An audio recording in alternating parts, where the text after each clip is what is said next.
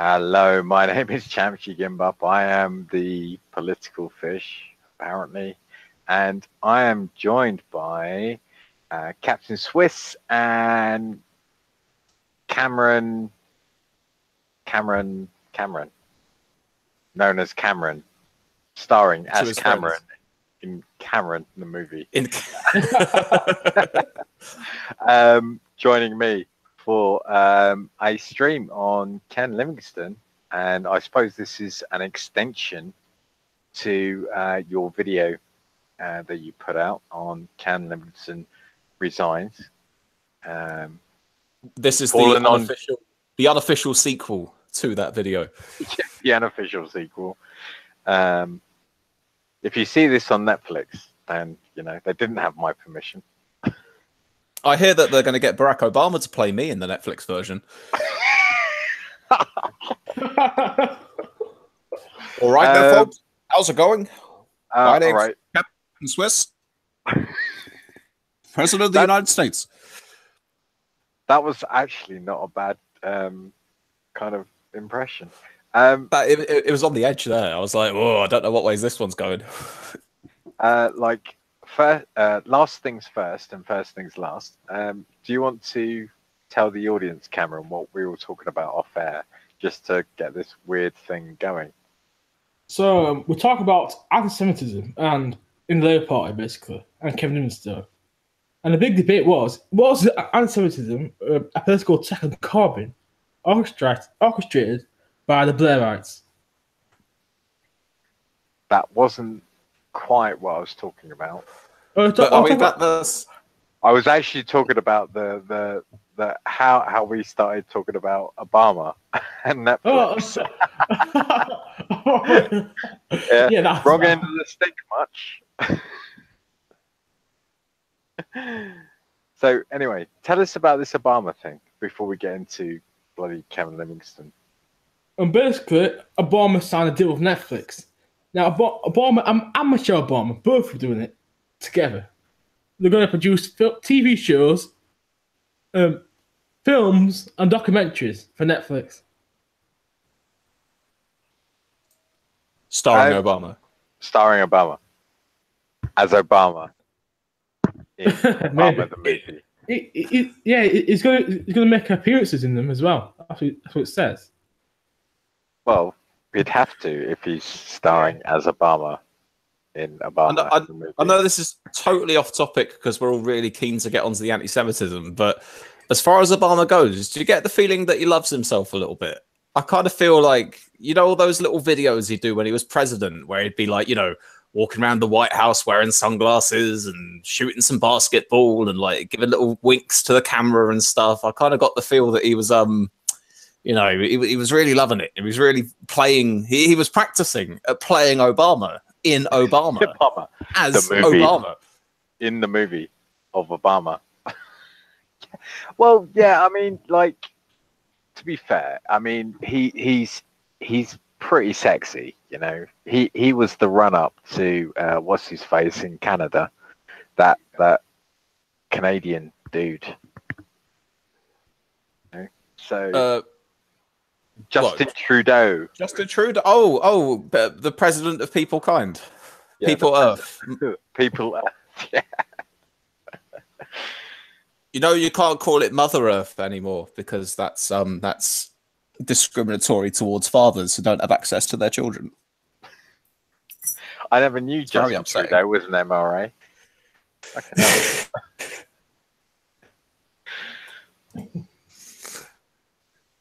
Yeah, Shafter, you did say it. You did hear it. Yeah, Obama's he's quite charismatic. Definitely more charismatic than Justin Trudeau, I would say. And he's definitely quite, you know, attractive, I'd say. He's not my type as far as men are concerned, but you know. Oh, you don't like the black man? Is that what you're saying? Fuck off, Cam. I am not touching that with a fucking 10-foot barge pole. When you go black, then you go back. So I've heard. See what you're saying is I should dip my toes in the dark chocolate of President Obama. Is that what you're saying? You got to Of sample course. sample the platter of earthly delights. You know, you'll never know what you like until you've tried all the flavors, champ.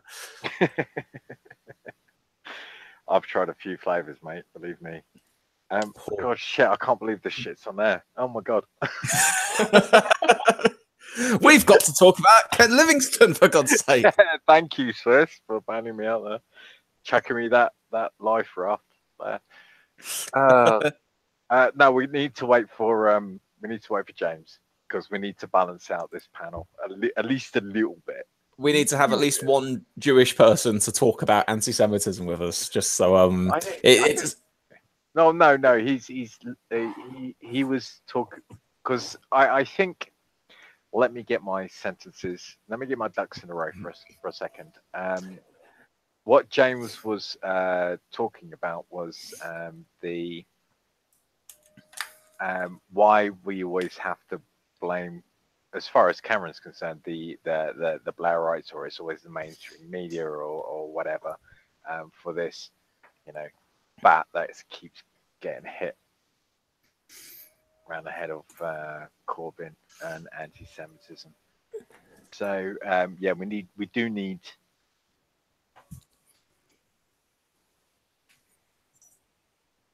Are you still? Oh, hello. I thought you got cut off then. No. I just read what Angel said. Can you read it, Swift, please? I'm not in front of my screen at the moment. I'm attaching some cables at the back of it right now. Oh, right. Is that a euphemism? It's not actually. I wish I had a taste of euphemism for you, but I've got to insert the USB. Make of that what you will. She said, "Indeed, Swiss. In the famous words of Oscar Wilde, you should try everything in life except for incest and Morris dancing." Good advice.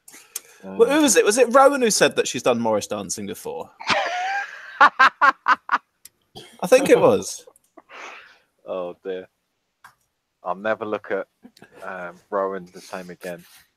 Oh well, better Morris dancing than the other one. Yeah, true.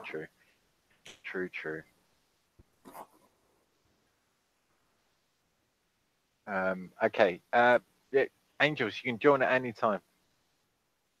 I'll just stick that. The link is in the bullet chat, by the way. But it might need refreshing. I'm not sure.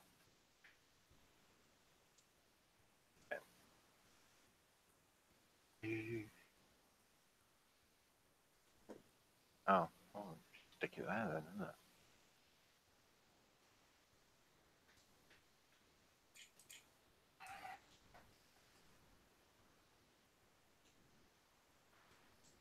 Shaftis says, one of the papers has Boris saying there won't be a snap election. Well,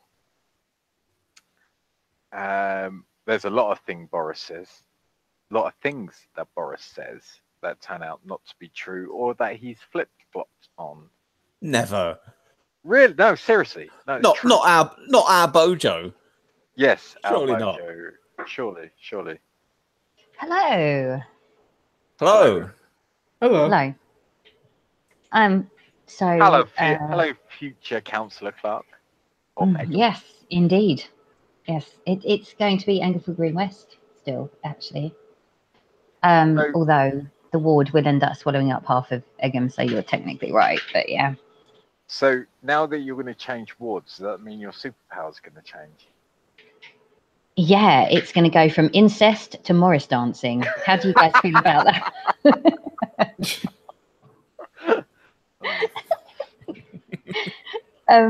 It was actually Rowan who has tried Morris dancing. I mean, I couldn't believe it. I was like, what? But you're not like over 70. Do you know what I mean? You're quite like, and I hate this expression, but you're quite like woke. You know what I mean? Like you make videos on YouTube. Clearly, you're quite sort of clued up. Why on earth would you Morris dance? Did I just do a barrel roll? Yeah. Sorry. Yeah, sorry. Beautiful. Yeah, it's the flat of geekiness and Doom and Pokemon. But yeah, I can't believe that she actually Morris danced. I mean, I actually admire her. I'd quite like to try Morris dancing, despite what Oscar Wilde said. Like you said though, I don't think I'd like to try the other one, but you know, maybe he just had a really negative experience with both at the same time, and that's Well, why it's so. Ancestral Morris dancing, like, or Morris dancing, or all. that is quite possibly. I don't want to, I don't want to paint out a picture here for you guys, but Morris dancing. There's a lot of movement going on. There's a lot of busy people dancing around together. You go Morris dancing with your family. The floor's been waxed that morning. People Stop it. I'm done. I'm finished. I literally have the worst images in my head. Oh my god. I was in a good mood today. Oh, do you know why, son? Oh, because I heard it's Morris dancing day. Yes, that's right. Not so much incest. Happy birthday, son. You're now 16 and you're a man, so you can Morris dance with me and your uncle on the weekends. Oh my god, stop it. This is actually really fucking sick. I'm so sorry about this. I've totally brought the tone down, haven't I? No, it's my bad. I'm the one poking it with a stick. Oh, it's our good friend Craig Brexit. I see in the side chat. Hello, Craig Brexit. Have you and your wife, Mrs. Romaine, managed to come to some kind of compromise? Because I think he was on the first of all they were in separate rooms. Then he was on the floor. Then he climbed his way up onto the sofa. So I'm wondering where Craig Brexit is sleeping nowadays. Oh. What about, do they have any kids? Is it going to be like a soft Brexit on the weekends and a hard Brexit on the weekdays or something? Exactly. I don't know. But he phrased it so brilliantly well. Oh, the tea isn't poisoned, says Craig Brexit. So I'm guessing things are looking up. No, she's planning to stab you with her cereal spoon, I think. Yeah, probably. yeah. Trust no one, Craig Brexit. Oh yeah, we're still waiting for James just to balance out this panel just a little bit more. Thomas Williams, Thomas Williams in the side chat says, what is Morris dancing? Probably the best question that's been asked all evening, Thomas Williams, because what the fuck is Morris dancing? It's grown men and women playing with rattles. Yeah, but don't they wear weird shit, like with kilts and sort of weird hues and stuff? Yeah. I've never seen kilts. I've seen maypole dancing and Morris dancing attached to that. This is probably totally inaccurate, but I'm imagining like a Scottish person in a kilt, but wearing I don't know, clogs. What's the country? What's the country that does clogs? Yeah. The one that I'm in Holland, yeah, Holland, yeah. So a Scottish person in a kilt, but with some it's not Hollandish, is it? It's Dutch. Holland. I never heard of DCs, man. Like skate shoes or something. Why do they have to make their shoes out of wood? What about Morris dancing with Crocs? That'd be more fun. Just add an extra element to it. Well, I mean, Crocs are actually very similar. Oh, sorry. A Pokemon just spawned. Yeah, Crocs are actually very comfy. I'm on the me and Vinny are both back into Pokemon, right? So literally I have both of our phones plugged into my laptop and he's like, right, you're on Pokemon Go Watch. And I was at the watch center on the coffee table. I was like, okay. All good. I've got back into that lately as well. Yeah. So addictive. Why is it I now feel like the least geekiest person here? That's weird. I don't know, but I just got an excellent throw again. Fucking hell, I'm nailing those. I've nailed your curveball, Vinny.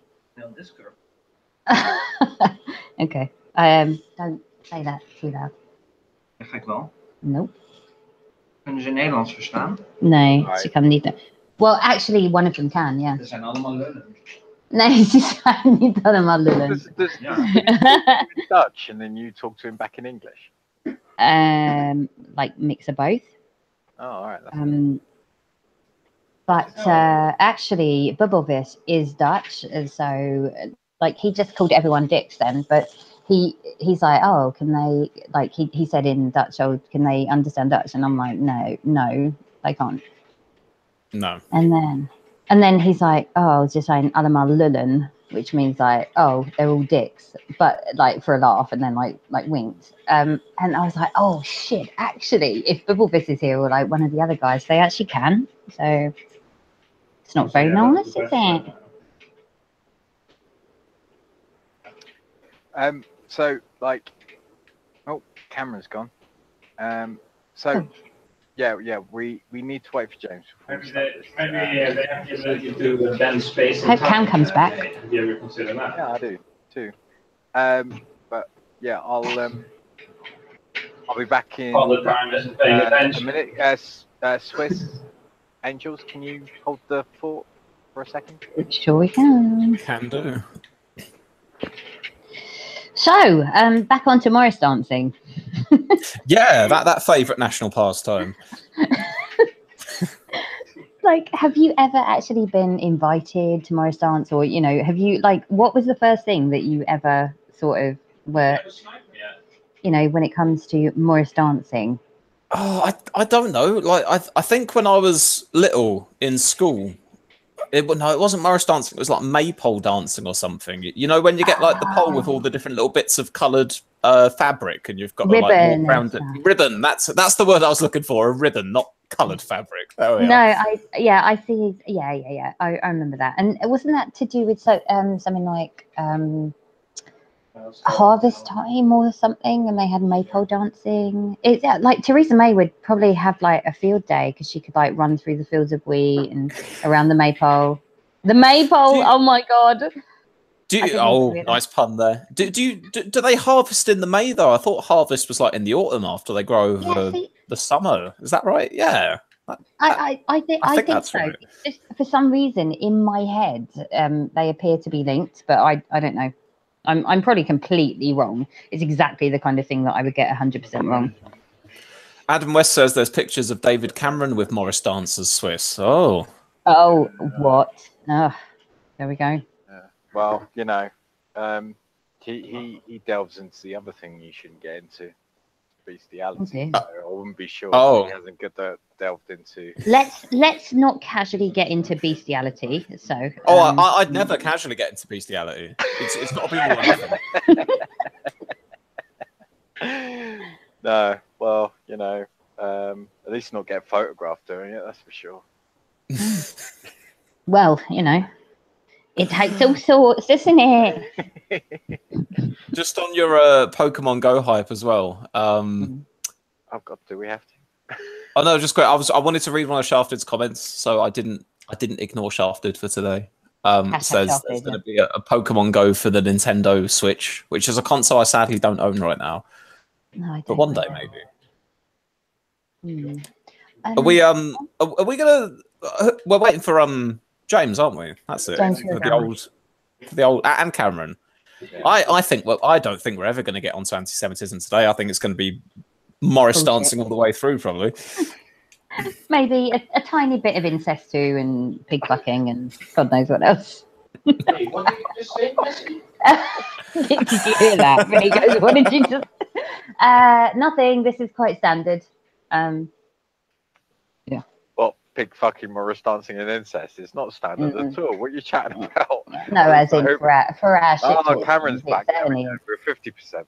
There we go. All right, mate. You got Cameron back. Cameron keeps sending stunning photos in bullet chat, so I'm like, maybe not a Brexit shithole after all.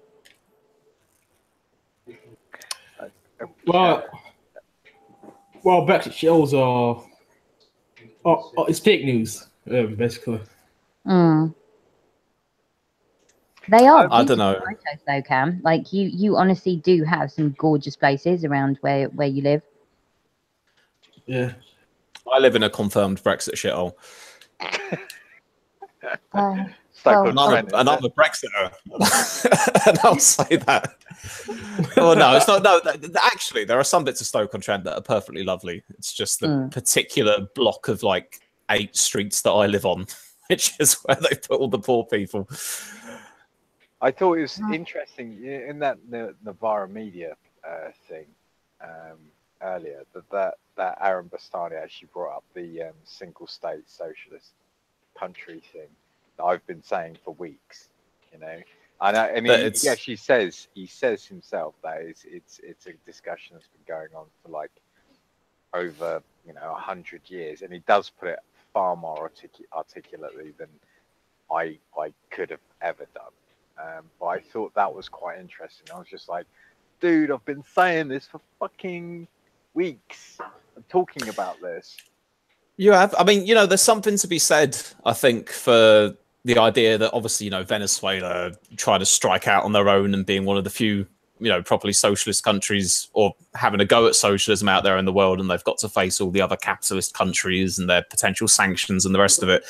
But that in itself, I still can't quite square the circle of going, okay, well, that is clearly an issue. But at the same time, they've still got some fairly authoritarian policies that I'm not awfully big on. Of course. But I mean, the concept of the single state country what when you look at the two. Sorry, guys. Yeah, sorry. when you look at the two ideas of Brexit, for instance. Getting rest. Needed the last unmute. Hang on. Can you? Thank you. Yeah, continue. When you look at the two different ideas of Brexit that say, Corbyn and Mogg have, I'm not going to say May because she's got no fucking idea or control over Brexit whatsoever. I think Mogg's got more control over Brexit than May will ever have at this time. I could only wish, but we can get onto that later if you like. Well, yeah, we could do. But if you look at the Conservative Party as it's going right now, I think the hard Brexiters have more control over the Conservative Party, and I think their idea of hard Brexit is a lot fucking different to what Corbyn and John McDonnell have an idea over what a hard Brexit should do. Yeah. I mean, these two ideas are fucking poles apart, mate. They really are. I think go on, Cameron. See, this is the argument I have online all the time with let's call them FPB trolls. They say that the Tories want a hard Brexit to damage the industry and the working class. Basically, what the Tories want is to lower taxes, have a largely fair system, lower regulations that the EU have. Well, Labour wants to do a bit much the opposite after Brexit. Which is the thing. Corbyn actually pledged to get rid of EU state aid rules, which limits what we can invest in industry and intervene. It's building on regulations that we've got from the EU rather than get rid of all the regulations we've built up over the last 20 years. I think. And it's making it more worker friendly, building it from the bottom up rather than the top down, which is where I think the EU got it wrong, is they thought they could have the workers' rights in mind while building it from the top down, which is of course a contradiction in terms.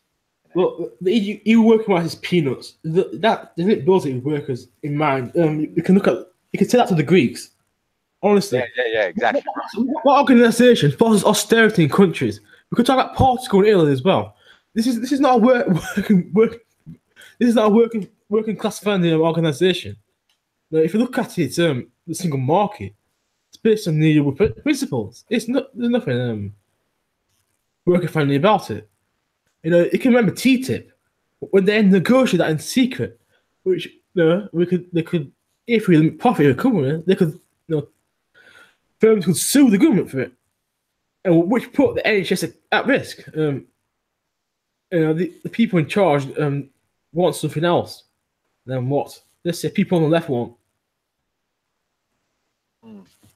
Yeah, I agree. Just to backtrack a moment, when you're saying before about like the different visions of Brexit, like the Corbyn McDonnell one versus sort of like the hard like, you know, the hard Brexit or the Theresa May Brexit or whatever. I'd say that we haven't actually been able, personally, I don't think that we're actually able to see examples of either at the moment. I think, like, you know how, like, when you're doing a scientific experiment and, like, you have to have, like, control conditions, like, you know, laboratory conditions, so you can, like, be able to compare things from one another and know that one isn't influencing the other or something. Yeah. I think that as far as whatever vision for Brexit Corbyn and McDonnell would have, I'd say that that is heavily tempered by the many Remainers within the Labour Party, and probably, like, you know, if the left of the Labour Party, the Corbyn McDonnell types, had all of the Labour Party to themselves, and it was, like, ideologically in line with them, they'd probably be putting a slightly different vision forwards than what they're presently doing. And likewise, I'd say similar with the Tories. Actually, I'd say, I mean, you say you feel that Jacob Rees-Mogg has more of a run of the Tories' policy on Brexit than anyone. You know, like, he's pulling the strings basically, or that ideology is pulling the strings. He seems to be the figurehead of the what they call hard Brexiters. Yes, yes. I would definitely say that hard Brexit, or this term hard Brexit, should be narrowed down to just the Tory party. But anyway, keep going. Yeah, well, what I was going to say is that if we're going to identify, you know, a full Brexit, a hard Brexit, a titanium Brexit, or whatever you want to call it, whatever it is that MOG would be standing for, I'd say that the Tories at present still fall a little bit short of what the likes of MOG or Farage would be after. I think that we're seeing, like, a slightly watered down version of probably what both of the ideal Brexits for the Corbyn McDonnell camp and the MOG Farage camp would be, sort of being tempered by the large bulk of MPs in both parties who want closer ties to the EU. So I'm not sure if I could say for sure how I think both of their visions pan out, because I don't think either parties right now are representing those visions that you speak about, if you get me. Yeah. The problem that you've done with that premise is that you've kind of compared economics to a science, right? Right. And the reason why I say this is because this is just what I've learned from certain economists. Granted, they're all a bit left wing, so don't tell anybody. From different economists is that it's not a science. It's a way of predicting the future, or trying to predict the future. So what they're trying to do is trying to predict the ebb and flow of the economy in the future. Okay, so everything that economists do is essentially an experiment, right? But they've got no control, because they can try and analyze the past. But say you go like 5 years in the past, right? Now the economic situation 5 years ago was a lot different to what it is today. So it's not like you can scrap the last 5 years and start again. Because I think we might be talking at slightly cross purposes here. Perhaps I might have misunderstood you earlier on then. When I used the phrase like scientific control experiment, what I was basically just referring to is initially when we were talking about the ideal Corbyn McDonnell Brexit or the MOG Brexit, I just was saying I don't feel either of the two parties are actually representing what those visions would be. Yeah. Okay, but whatever those visions would be, obviously there's bound to be amount of pragmatism, I suppose, on both sides. But I still do think with the pragmatism that they need to show within their own party,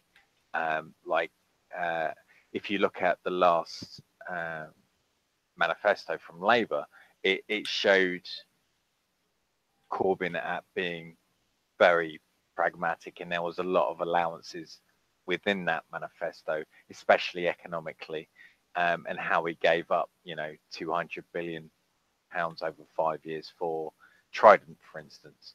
It was a defence decision, but it was also an economic decision. Yeah. I see what you're saying there. Yeah, so it's about give and take to a degree, that we're never going to see like an ideologically pure version of what it is we're discussing. Of Of course, of course. And I even then, I think, you know, because of the polarizing nature of politics in the UK right now, there's still going to be a gulf between the two, whether it be, you know, ideologically pure or left or right. I doubt it. I'm with you on that. I really, you know, it's going to be watered down to a certain extent, but it's still going to be, say, if it would have been Blair and Cameron arguing out Brexit. You know, can you imagine how that basically, you know, this whole thing would have been done like? Oh yeah, I'll give you that much. You know, Blair, say the right of the Labour Party, the left of the Tory Party, and throw the Lib Dems in there for good measure as well. It's kind of broadly all a similar vision as far as the relationship with Europe would go. You know, we'll exit, but not really. Yeah, No. actually, this is though for a while what I've been saying, like not because from a Remain perspective at all, honestly, just because how I envision it and the reality of how it's being played out. Like, as far as I'm aware, or you know, as far as I can see now, I feel like this is going to be, it will be a Brexit as such, so like in the sense of I feel like the UK will end up leaving. There's still a possibility it won't, but I think that it probably will. And if it does, I think it's literally going to be in like kind of name only in a lot of ways. I feel like that there was never going to be like a majority, least of all. It doesn't really come down to the people anyway, because, you know, if they're not going to have a second one, we won't know. But out of 17.4 mil, none of us know whether all of those are hard Brexit. I mean, of course they aren't. You know, there are some people that are quite soft Brexiters in there. And so it was a slim margin facing it, for one. But secondly, that matters very little. Yeah. One sec. That matters very little when it comes down to a parliamentary vote. If there's no appetite in Parliament for a hard Brexit, it's not going to happen, and it never was going to. And that's what I've always said. You were, and in complete fairness to, what you've always said, I think what you'd said for a long time was that Brexit wasn't going to happen. You kind of thought it somehow it would kind of, you know, hit a bump somewhere, and it just wouldn't pull off. I think, are we probably in agreement now that there is going to be a form of Brexit that will take place? Do you think that, you know, like, you know, say in a year or two we will have actually left the European Union? What tangibly leaving the EU means? Or do you still think it could be stopped at this point? To be perfectly honest, in the form it will take, it's 6 of one and half a dozen of the other. So I think it may well happen, but I don't think it's going to happen in any way, shape, or form. What like the purists thought. I feel it's going to be built on a general election. Right, it's going to get right down to, you know, what, about 2-3 months before we're due to exit, which is, what is it, 10 months time? Is the March next year? Is that? Yeah, that's right. Yeah, so about approximately 10 months time. It's going to be. So we're looking at December, November this year. We're going to see a general election, and that election will literally be built on Brexit. It has to be built on Brexit, right? And the vision for Brexit, and through their manifestos, the vision for Brexit will have to be visualized. You know, there will have to be a vision for post-Britain Brexit. Okay, and obviously, have to go to the night store, guys. Sorry, give me like 2 minutes. I'll be right back. Not Angel's time, real time. Okay, bye. No worries. Here's a quick question for you though, Cham. Yeah. Can I call you Cham? Yes, of course, mate. Of course. As far as like this, like ever since the election last year, you know, I've heard much speculation, and I've bought into it myself sometimes about the idea of an early general election. And of course, for my part, I hope for one, because I'd quite like to see the Tories out of power. But how do you see us getting to the point where there will be an early general election? Like, what are the steps that you think would lead to that happening? Right. Because obviously, for on the part of the Tories, they don't want to have one, and they won't if they can avoid it. No. Well, apart from May being completely inept, right? Is that the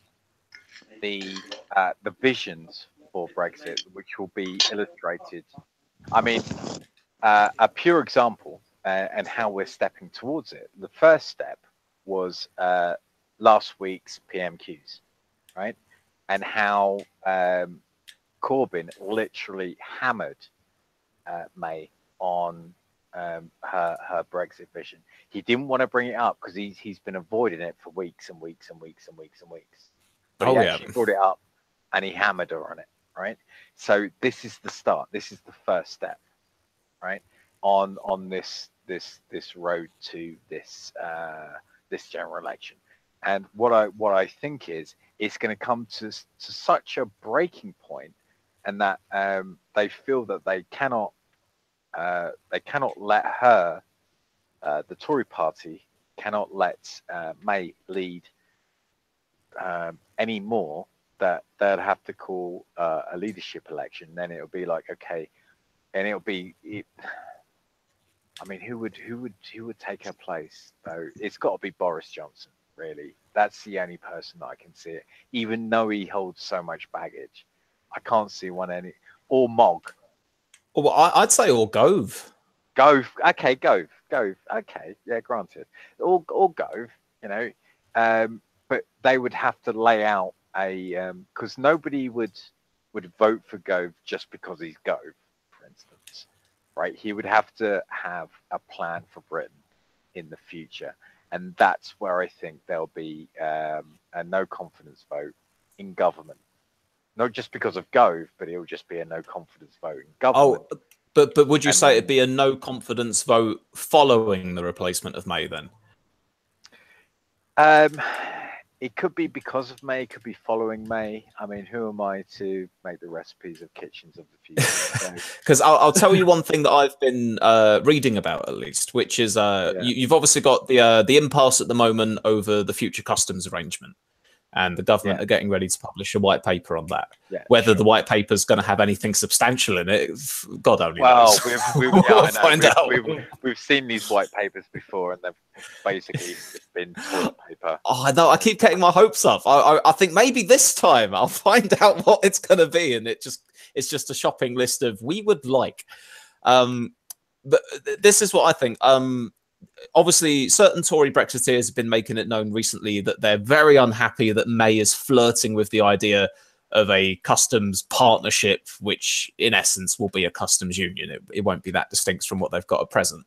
And they're threatening to play the only card that they have, which is, well, May, you know, if you're going to sell us down the river on Brexit, we'll withhold our support. You no longer have a functioning majority in Parliament, etc. Right? And what I've heard that May's likely response to that would be is for her to make voting on the, I assume it would be the Brexit bill or whatever bit of legislation it would take to move to the next stage of Brexit. It might be the legislation on the final deal. I'm not sure. But making that bill or bit of legislation also a confidence vote in the government. And essentially, you know, daring the Brexiteer Tory MPs to say, right, you might not be happy with the Brexit I've negotiated, but if you vote this form of Brexit down, you're voting the Tories out of office as well. Who's going to blink first? Yeah. And for that, I'll really quick, I'll just finish this. But for that reason, I'm not as I don't really think another election is as likely as I used to think. I honestly think the Tories value staying in power above all other things. So I'm kind of a bit of a skeptic for a future election at the moment, but by all means, you know, convince me otherwise. Well, you mentioned something about May using a vote as a confidence, as a measure of confidence in the government. Yeah. There's been a lot of speculation in recent months actually thinking that's actually going on in the government. That's what May considers. And also, to trigger a leadership election, the Conservative Party, you need to send them 48 letters from MPs to the 1922 committee. Now, there's been over 40 letters reported, been sent. Yeah, I had Only a couple more. And I'm actually quite shocked that I've triggered it already. Yeah. Well, this is the thing. I mean, about like this is. I heard this as well, that there's the letters of no confidence from the Tory backbenchers towards May are mounting up. What is it? 46 they need to trigger a no confidence vote. 48, and they had 48. yeah, and they had like over 44. I heard. Yeah. Oh, you make a very fair point, actually. I'd completely forgotten about all of the letters to the 1922 committee. I hadn't factored that in. Well, you're right in that case. It would only take a few more additional dissatisfied Conservatives to push it over the edge, wouldn't it? Yeah. So I think I have a case, and a couple of people agree with me in the chat. That I'm right, you're wrong, Swiss. Haha. Yeah. you got to remember as well. She's hated by both sides here. Then we've got Anna Soubry on one side, we've got Bog on the other. Well, which side's going to trigger the leadership election? There is a chance that there is going to be a faction party that will split from the Tories and the Labour Party for the next election. I mean, they're putting their steps in right now. They're testing the water. This Anna Soubry kind of Chukwurumna and the party. They're testing the water, with this cross-party thing going on. If this isn't testing the waters for a new party, I don't know what it is. And that is the thing I'm most afraid of, by the way. A new neoliberal party of the centre, I think that probably could gobble up enough votes to be able to stop Brexit if it did actually form.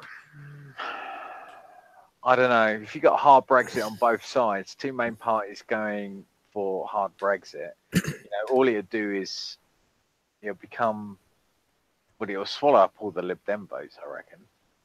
So that'll make Lib Dems irrelevant. Actually, when they were speculating about this 50 million party, Vince Kibble said that's pointless. Give it to the Dems. No, I think he feels threatened himself. Oh, of course. I mean, can you imagine a new centrist party comes along and it doesn't even merge with the Lib Dems? It just squeezes them out into obscurity. The Lib Dems just get pushed away to make way for a new centrist party instead. I'd almost feel sorry for them. Asim asks, New Left Voice asks, 50 million quid centrist party. I'm sure you must have heard of it. There was 50 million quid to donate to a new centrist party. Then all of a sudden, there is people making noises like Chukwurumna and Anna Soubry, who've been sharing platform a lot recently. Hey guys. And they decided to say that they're forming a cross-party. What's the word when they do cross-party shit, which is Coalition? coalition, I suppose. Yeah. Non-partisan, cross-party, probably all those words apply, I guess. So it's a bit weird. Maybe they just want. Well, Anna Soubry obviously wants a bloody pension paid for, but or buff to a pension. But anyway, now that James here, can we drop Brexit and back to the point? Figuratively, of course, we can drop Brexit. Literally, never. You have to pry it from my cold, dead hands. I'd drop it any day of the week, dude. Right, okay. So now James is here. Hi, James. Good evening, We can't hear you, mate. Oh, Hi. There we go. any better? Good evening, all. Good evening. How are you doing, James? Ruddy marvellous. It's been a beautiful day until about 7 o'clock, and then it pissed it down. Yeah. But apart from that, it's been a nice day. I had a barbecue, a few drinks, went out this evening. I just got back for a lovely stream with champion guests. How wonderful. Nice. How wonderful. Oh, isn't he so charming, James? He's just so lovely. Like, who couldn't like centrist after running into James Michael Fielding? I want to wrap you up, take you home and meet my parents, mate. That's what I want you to do. That's what I want to do. It actually is a beautiful morning here in Korea as well. Beautiful morning. But anyway, James. Champion. And everybody here. I want you to make the first point. The title of the video is Ken Livingston, Antisemitism. Okay. Hurrah. And you, hurrah, indeed. You had a few great points in the bullet chat. Can you elaborate on that, or can you give us the... Well, basically, like, I don't understand why it's took 2 years. And first of all, why is it taking 2 years? And then second of all, why has he been allowed to resign on his own accord? He's only been allowed to resign on his own accord because he's best pals with the leader of the Labour Party itself. It's a well-known fact that him and him being Corbyn is close friends with MacDonald and Livingston from way back in the 70s and 80s. So it seems to me like Corbyn and Livingston have had like some sort of agreement, like, right, you go for the sake of the party because I'm getting slagged off left, right and centre, and I lost council seats in places that I was expected to win because of the not Ken Livingston's fault, but he started it like... help them out, did he?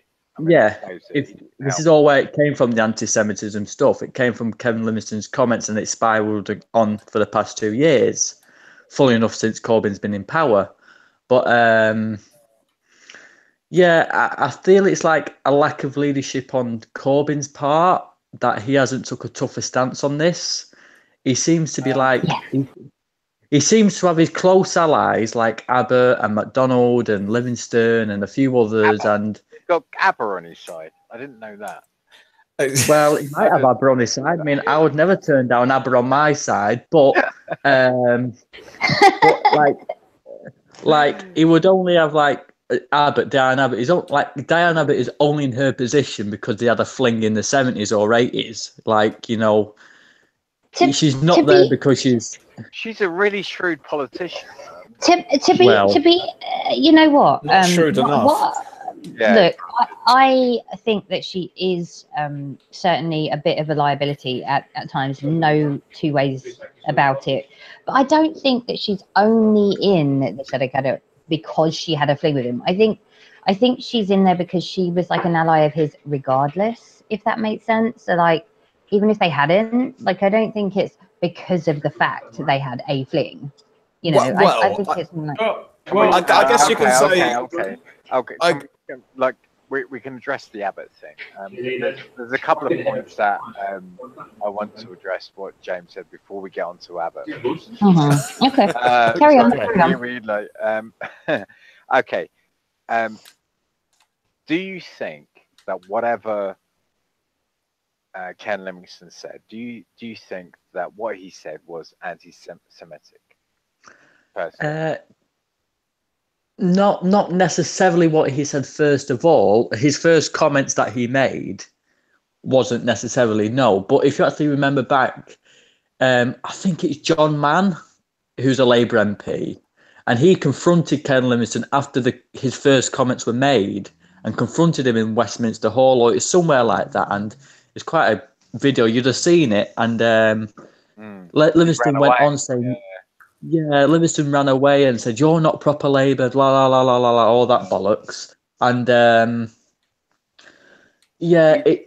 me, it seems like, again, this is a failure of Corbyn's leadership.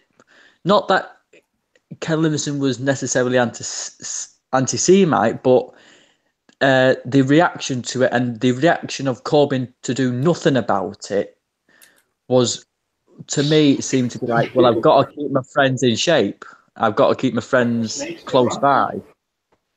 In my view, if I might just quickly jump in, it was inaction, not action. if that makes sense. So it was more like the failure to address it straight up and put it to bed there and then, as opposed to hypocrisy at that highest degree. I mean, people have been, especially on the Tory benches, they've been saying things that are completely libelous, right? And all it takes is one tweet for it to be all okay, right?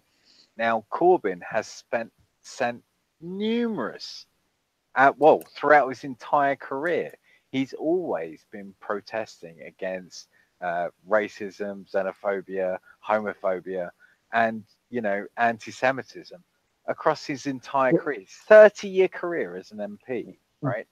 But the thing is, though, can he do?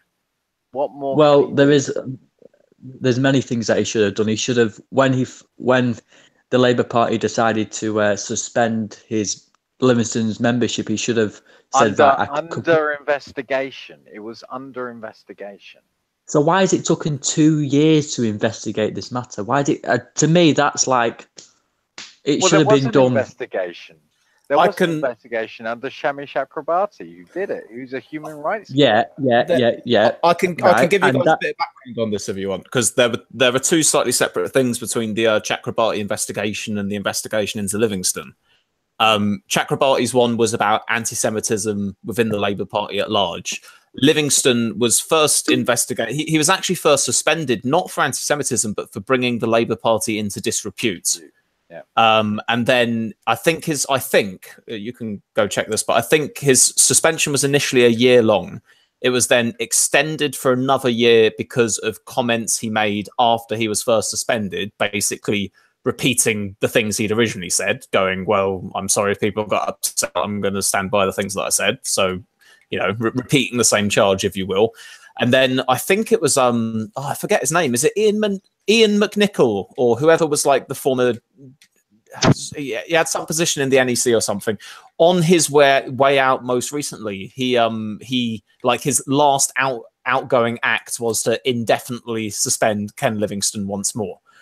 And I think Ken Livingston's original 2-year suspension was supposed to finish and come up for, like, you know, review at some point in the last few months. And I think that was what was being decided, whether his suspension would be extended indefinitely or not. And obviously an indefinite suspension would be being expelled from the party in essence.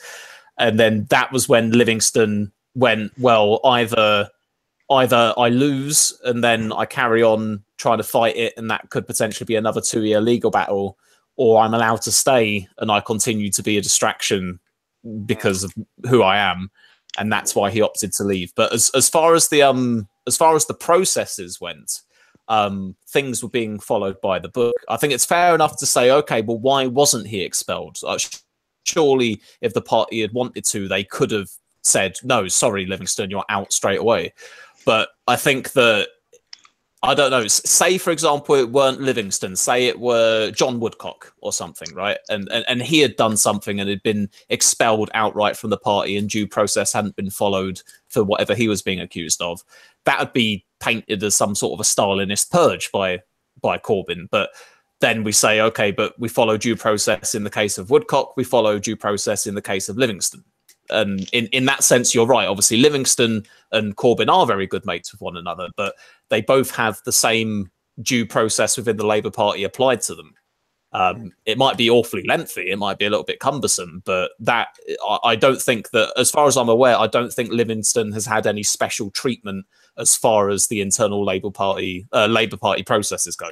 There we go. That was long-winded. Sorry about that. No, it's fine. I seem to remember having this conversation with you on possibly the first stream I had with you on a Sunday stream, and I said to you, look, you know, he needs to go, just purely because it's being used by the media as a bat to hit Corbyn with, and he's becoming a liability, you know. And I said I agree at the time, and this was weeks ago. This was back in March, you know. Oh God, I've got to say that my views on it have kind of moved over time. I started off very, very defensive of Ken Livingston, and kind of as time's worn on a little bit, I've kind of gone, actually, you know what? He is a bit of a liability. He could have picked his words a lot more carefully. He hasn't made things any better for himself, has he? No, he hasn't. But at least he's kept his mouth shut, actually. You know, because there was a time he seemed to be on the TV like every week. And the thing is, he stood by what he said, because everything that he said wasn't wrong. This is the thing, and this is the thing that really does my head in, and it's what does George's head in as well, because you had a run in with George, right, James? And it was, we have many disagreements. I'll admit that, but no, it's all light-hearted, and at the end of the day, oh yeah, no, of course. But you did Yeah. look corns on this one fact, right? Is that essentially, if you had a free media and you had freedom of speech, totally freedom of speech, yeah, and this isn't like you know, it's not like he's throwing about hate speech or anything like that, so he's not inciting violence. Right? What he was talking about was historical fact, okay, and the issue is that if you can't say historical fact, then we really have an issue. And I kind of understand Ken Livingston in this, but the problem is that we don't live in that perfect world that he thinks we live in. Yeah, go on. Sorry, can I just to add something onto that really quickly, just on the basis of historical fact, like supporting what you say there, the Havara Agreement, I think signed between German Zionist Jews and the Nazi government to allow some wealth to be moved over to Palestine alongside Jewish people moving there in the early 1930s. That much in itself is historic, and there's historic, you know, it's not up for debate. That was a thing. I think the issue with Livingston comes that he went and used the phrase, what was it? I said it in the video earlier on. Hitler initially supported Zionism before he went mad and killed all the Jews. And I think it's that phrase that caused the real contention. Hitler supported Zionism, often misquoted as people saying Ken Livingston said Hitler was a Zionist, which is something that he never said. But nonetheless, I think to phrase it that way, to say that Hitler initially supported Zionism, I think that's where we're conflating the Havara Agreement, because the Havara Agreement is not the same thing as supporting Zionism. And I think that's where Ken Livingston really got into trouble, where he could have been a lot wiser with his words. Adam West makes a few points here and says media rewrites history in the UK and in America. And I think the Havara Agreement, he says, in 1933. Is that what you're talking about, Adam, by the way? Havara, yes, the Havara Agreement, that's it. Yeah. In 1933. But again, it's why should someone be condemned for talking about history, right? It just so happens that it's an inconvenient truth for the Labour Party and Israel's narrative. And it seems to me, especially because we can link this into this Gaza massacre. That's the only way I can phrase it from last Monday. Like anytime you try to criticize it, you're labeled as anti-Semitic or an anti-Semite. You know, these ideas are poles apart. The fact you can't even criticize something. We had the same thing with the Muhammad cartoons in the Hebdo. It was the Hebdo cartoons, wasn't it? There were there were two separate. There was the Charlie Hebdo. I remember like a few years ago before the Charlie Hebdo shooting, there was a separate incident with I think was it a Danish publication that published a load of cartoons of Muhammad.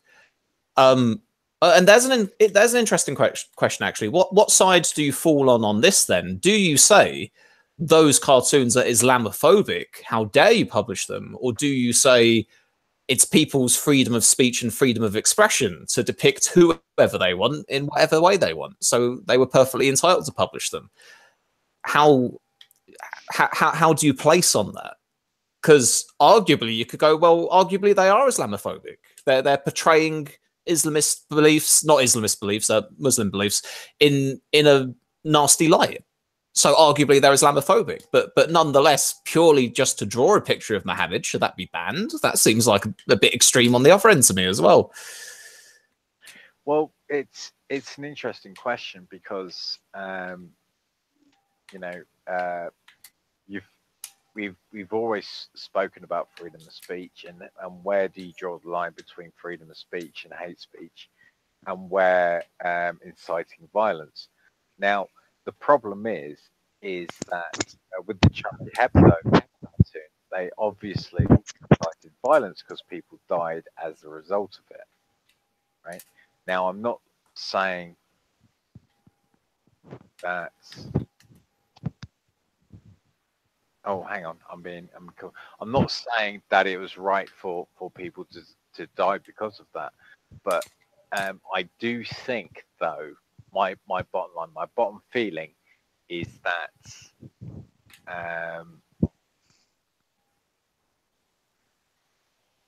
nothing should be beyond criticism. Okay, criticism is different from portraying hate speech. If you're preaching hate speech and saying, these people deserve to die, is different. But if you're criticizing something, nothing should be outside of that realm. Does that make sense? Sorry, I'm being called for on the side chat.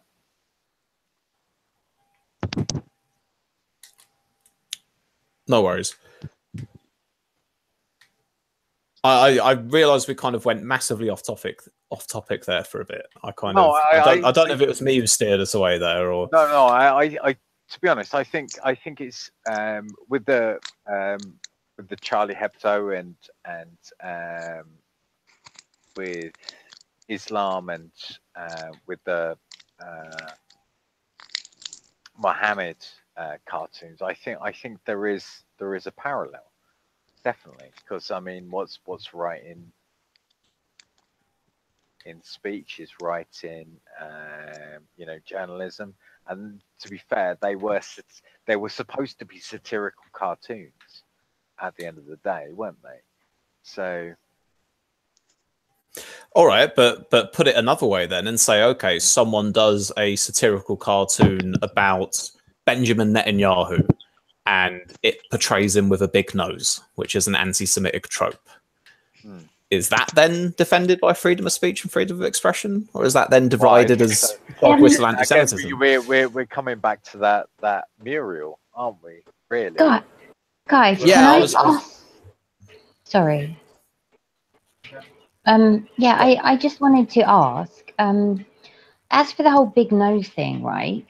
Is that like a generic thing for like to be anti-Semitic? Like I've seen tons of cartoons with people with big noses, and I haven't really affiliated it with like a particular religion or whatever. I don't really. Obviously, I don't people really understand. I was going to say, obviously, the people looking at that thing have never read the Beano or anything like that, have they? Yeah, but I mean. What? The anti-Semitic trope is supposed to be that Jewish people have big hook noses. But obviously, separately from that, I think when you're talking about anyone with a big nose, it's like, well, obviously in any cartoon, yeah, you get drawings of things which are disproportionate. He's got a bit of a big like hook nose. I mean, I don't even give a shit what like religion he is or whatever. But all I'm saying is you could sort of physically say that about anyone. Yeah, what I mean is, I'm really sort of splitting hairs here, I suppose. What I mean is, when I was coming up with this example about Benjamin Netanyahu, it's because he's the leader of Israel, isn't he? So say if someone were to do a cartoon about him with a disproportionately huge nose or something, and it was all, I don't know, it was the most hook-nosed nose you could possibly draw or something like that. You could argue it's an anti-Semitic dog whistle. Now, but that would probably be in the context of it's Netanyahu, because I don't know, because if you did a cartoon of, I don't know, like Boris Johnson or something, give With, Bojo like, a big really nose or a bad little hair. nose, doesn't really matter. Yeah. But by the way, I'm not making an argument here. I'm not making a case here to No. say what's right or wrong. I'm just kind of exploring where the I lines understand. are, if that makes sense. Oh, what was about context, isn't it? No, you can look at TV shows. Yeah, you can look at TV shows and see people with big noses. But so it's about context, really. Gonzo. You can, if you want, you can make the argument. Gonzo's got a big hook nose from the Muppets. Yeah. Oh, I thought you were talking about Gonzo porn for a second, but okay. I just want to apologise. My headphones went on mute, so I don't know how long I was yattering away for there, talking over you guys or not. No, you weren't. You're fine. The Lone Ranger, the guy, the engine played by Johnny Depp. Yeah, I don't really get it. Like, it's a bit like someone going, oh, you know, I mean, I don't know what they would like attribute to being Catholic, like as an example, just purely because I am and my mum is. But I wouldn't really necessarily associate that with something. Like, I don't understand why that's like a big thing. It's like saying, oh, you know, Catholics, I don't know, have massive ears or something. It's like, what? You know, I don't. Kind of. Here's a comparison. It's like Chinese people drawing Chinese people with like overly squinty eyes or something. Right. It's like it's a trope. Yeah, but it's not. Yeah, but yeah. This is the thing. So I can tell you the Korean point of view is that all Westerners have big noses. As far as they're concerned. So as far as I'm concerned, it's all relative. Well, they kind of do compared to a lot of like Oriental looking people. Yeah, exactly right. And the thing is with Japanese, Chinese, and Koreans is they are each their own race, right? Japanese people look very different from Korean people. Korean people look very different from Chinese people, and vice versa, right?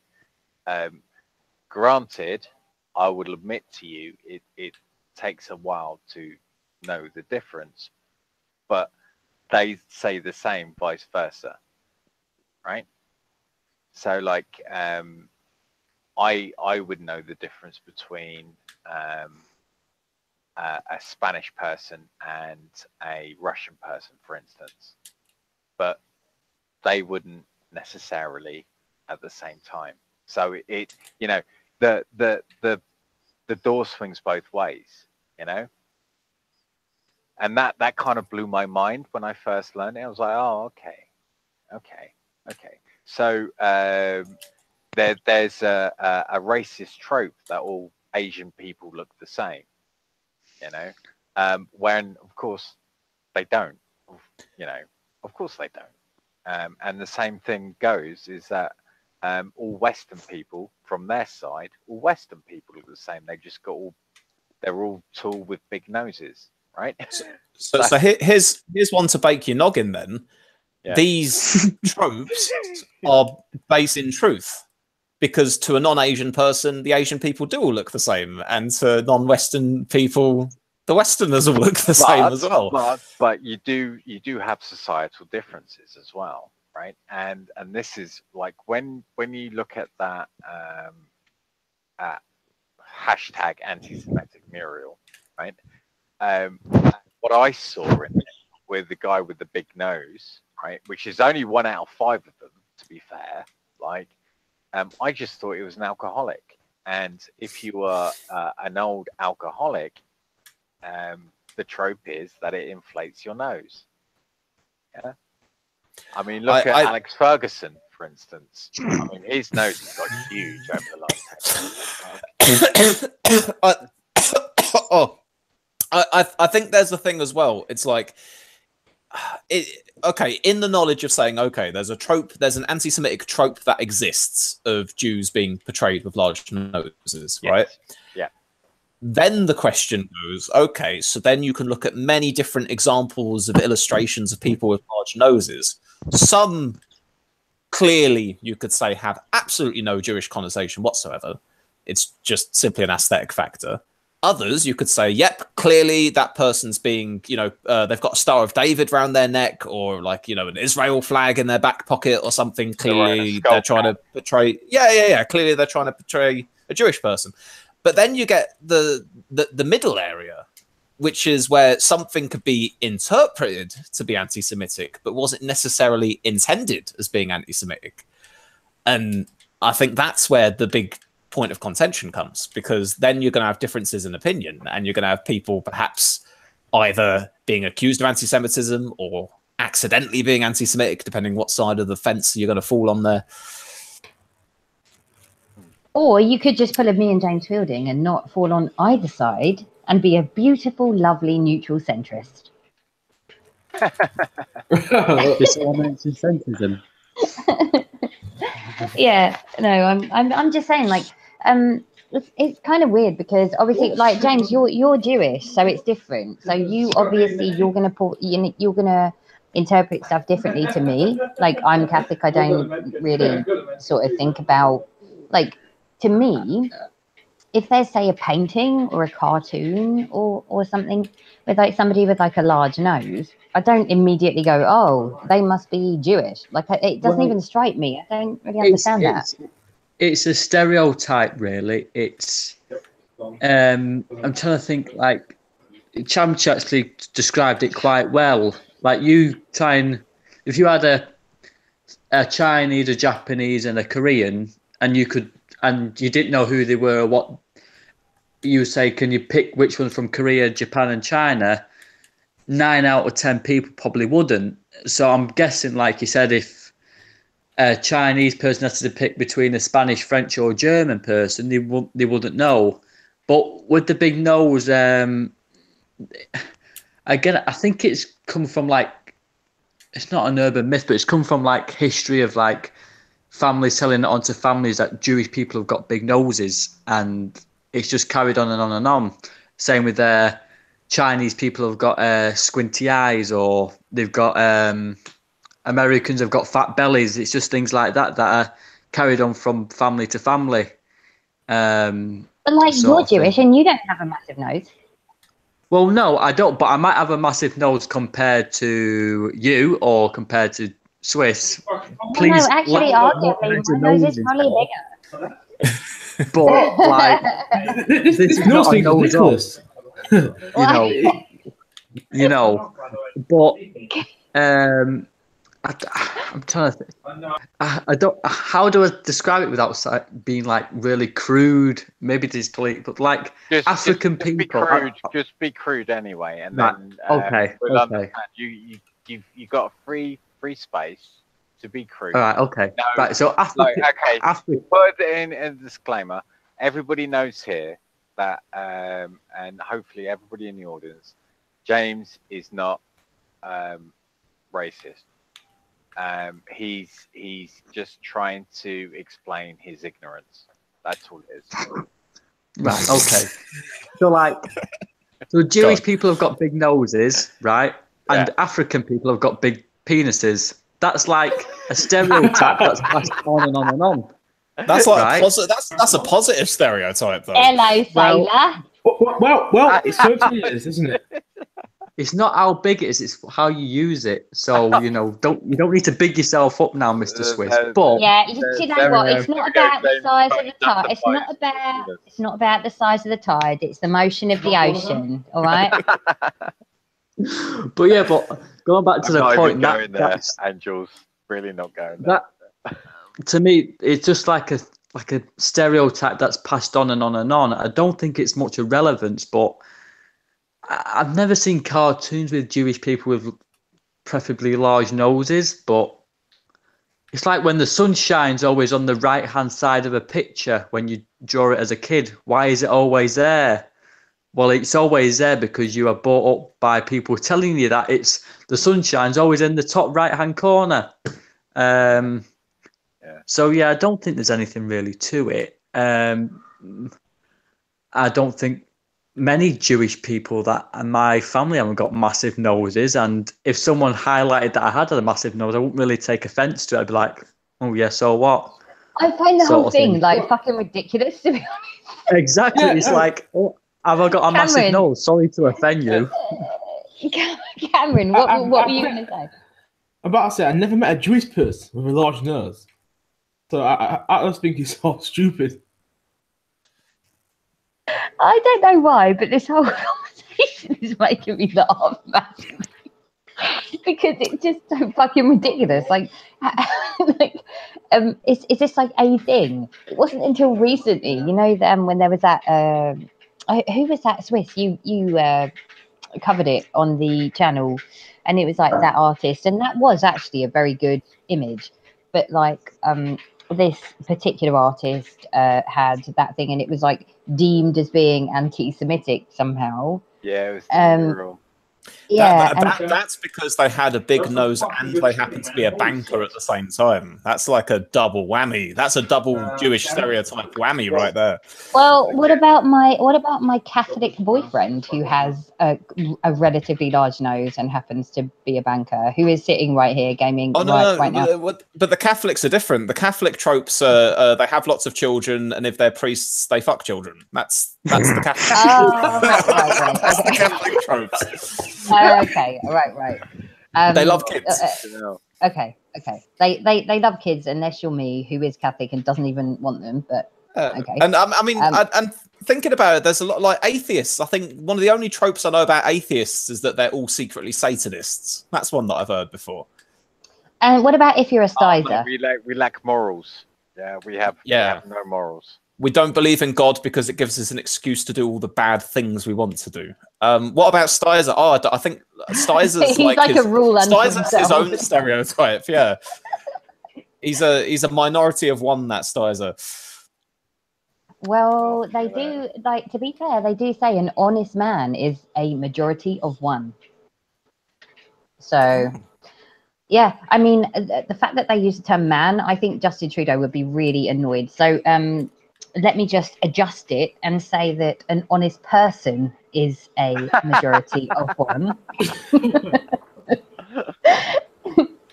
I was trying. Thank God Justin Trudeau's not going to set up his own bloody Netflix channel. Do you know what though? Justin Trudeau is beautiful. Anyway, not as beautiful as Obama. We're having this discussion earlier. I think Obama is far more beautiful than Justin. I mean, I probably would both, but I think that Justin Trudeau. Well, Morris dancing. Well, yes, and preferably not the first option either. But I was actually trolling Rahi earlier because he tweeted something about misogyny or whatever, and I was like, bloody women though. And then I just like, it's like and because it was something super like serious, and I was like, oh god, like some people just need to look serious. Yeah, why so serious indeed? Okay, I'll be back in 2 minutes, guys. Can he say that in Dutch? Can you say why so serious in Dutch? Waarom zo serieus? Waarom zo serieus? Yeah. So it's pretty close. I could have done that with a pretend accent. Do it with a pretend accent then. Go on. You know you want to. Oh God. I'm trying to. I don't think I've got a go-to Dutch accent that I usually bust out. Okay, I can say it once, and then you can. Goldmember from Austin Powers is supposed to be Dutch, isn't he? Yeah, he's like, oh my God, that's so freaky. Oh my God, that's so. That one's a keeper. That is. That one's a keeper. Oh, that's a keeper. Why so serious, Austin Powers? Don't you remember the first show too? Like, this is. Hi, I am Stefan van Horengacht. This is my partner, who is also my lover. My lover. Yeah, that was awesome. Lover. That was awesome. Anyway, I will be back in like 2 minutes. And then I'm going to hold you to this, Swiss. You are going to test out your Dutch accent. So. Oh, God. Okay. I do have something like that's been on the boil for a while, right? And that is Jack James versus James death match. Battle of the Jameses. Well, you know, I've got a funny feeling that a person called James will win that. Don't know why. Well, because it's but yeah, Jack versus James. I did chuckle when I typed that in the fucking buddy chat. Jack versus James. You know, James, if you married, because you know, gay people can do that nowadays. If you were to marry Jack James and adopt his second name, you would be called James James. James. Or JJ for short. Or there's actually David, and his surname was Davis, then you'd end up with David Davis, and that would be like. I think someone's been doing too much Morris dancing in their younger days. I swear. David Davis's parents must have been trolling him when he was born, going, "Oh, our beautiful baby son. What shall we call him, Mr. Davis? Oh, I don't know, Mrs. Davis. What shall we call little baby Davis? I know, David." Like I said, too much Morris dancing. There's a professional footballer's dad that is actually called Neville.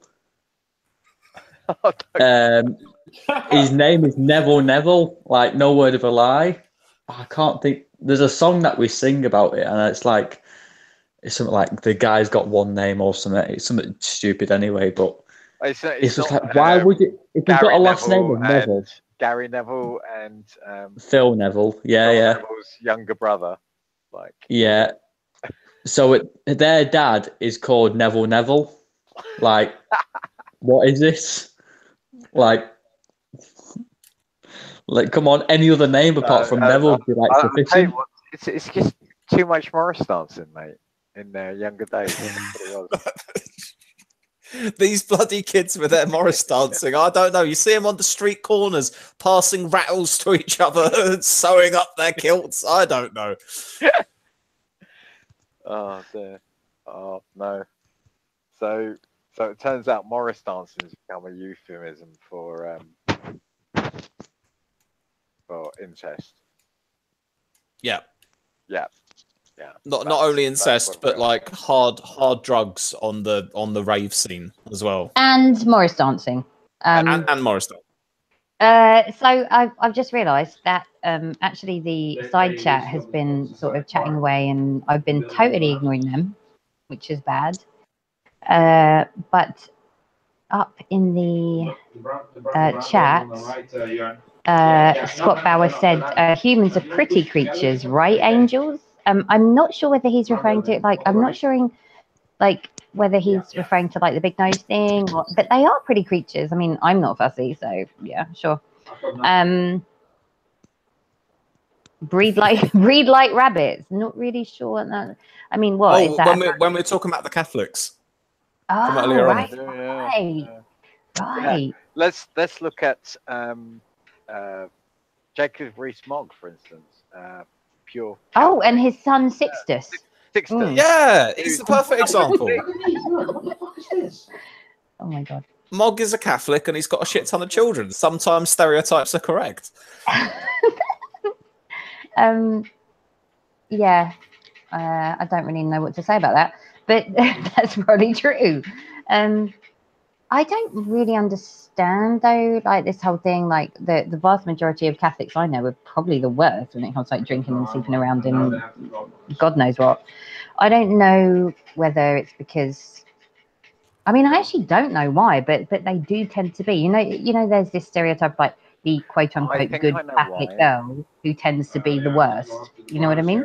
I think I know why. It's because they go to segregated schools, you know, so Catholic girls, Catholic boys go to Catholic boys schools, Catholic girls go to Catholic girls schools, and you know, so they've got all that like. And when they finish, they're like, right, I'm going to make up for lost time. Yeah, they've got all that common estrogen like built up, and they just like. Oh god, that is not a nice. I think there's another thing about stereotypes as well, which I think stereotypes are handed down through the generations, even though the things those stereotypes are based off of might have changed. So like, like British people or English people are still stereotypically seen with like a top hat or a bowler hat, drinking tea, all that sort of thing. But no one's really looks like that for 100 years, you know. Well, yeah. Like the whole unless you're Jacob Rees-Mogg. I mean, yeah, of course, yeah. Unless you're the exception to all the rules, Jacob Rees-Mogg. Well, basically, like you'll get into a taxi and here in Korea, and they'll say, "Oh, so you're in Korea?" And they'll say, "Oh, 영어 선생님." I'll be like, "Yeah, I'm an English teacher." I'm like, "Where are you from? 어디에서 왔어요? Where are you from?" I'm from England. 영국인입니다. I'm from England, right? Oh, really? Gentlemen. Oh, I see. Like, yeah. Somewhere between Jacob Rees-Mogg and fucking, I don't know. Yeah, just Churchill. Yeah, fucking Churchill or bloody Harry Potter or like fucking, you know, anything between the two, you know. And the thing is, like these major movies, like, you know, like Harry Potter, where are we going today? They and Jacob Rees-Mogg doesn't really help. You know, they don't. There are very few Koreans that have seen, you know, Lock, Stock and Two Smoking Barrels or Snatch or something like that. You go, all right, you fucking slag, where we go today? Contenders for that. oh, that sounded like me on a really bad day. Take care of my store for me, will ya? So they go down to Caff and talk to Kathy about the coffee. Caffey's coffee in the calf. Yeah, and it's, yeah, take care of my store, will you, Bianca? But I think you make a really good point. Like Pride and Prejudice, you know, is still a massive thing that gets spread around all around the world. Yeah. But EastEnders is watched fairly locally, and it's probably the old traditional shit that sticks with people, and has had a chance to sort of propagate around the world a bit more. I tell you what, these royal weddings don't bloody help. Yeah, the only time the rest of the world tunes in to have a look at us. Actually, thinking about it, yeah, it's either a royal wedding or it might possibly be like PMQs, where it'll be a clip of the Prime Minister and a bit of news footage, and you see everyone sitting around in ye olde chamber. At least they're not waving their order papers anymore like they used to. Yeah, nothing has changed. You know what James Fielding's like, no. I watched Darkest Hour recently with the wife, right? And they were doing all the pomp and circumstance where they swore in Churchill, and she's like, "So is it like is this like what it was like before?" And I was like, "No, nothing has changed. Still the same. It's still the same pomp and circumstance." You know, I can't say nothing has changed anymore without literally physically cringing. Like, that's because nothing has changed. Well, Theresa May can't say anything about physically cringing either. Have you seen her? I mean, look, even though I'm not, as you guys know, anti-conservative as a general rule, James is absolutely right. That was a pivotal moment where it was so cringy that even conservative supporters were like, what is this? Like, what the hell is this? And like my dad since has been like, they are utterly unelectable. So, yeah. So he now has no choice. He can't bring himself to vote Labour, and he's not a traditional Labour voter anyway, unlike Mum.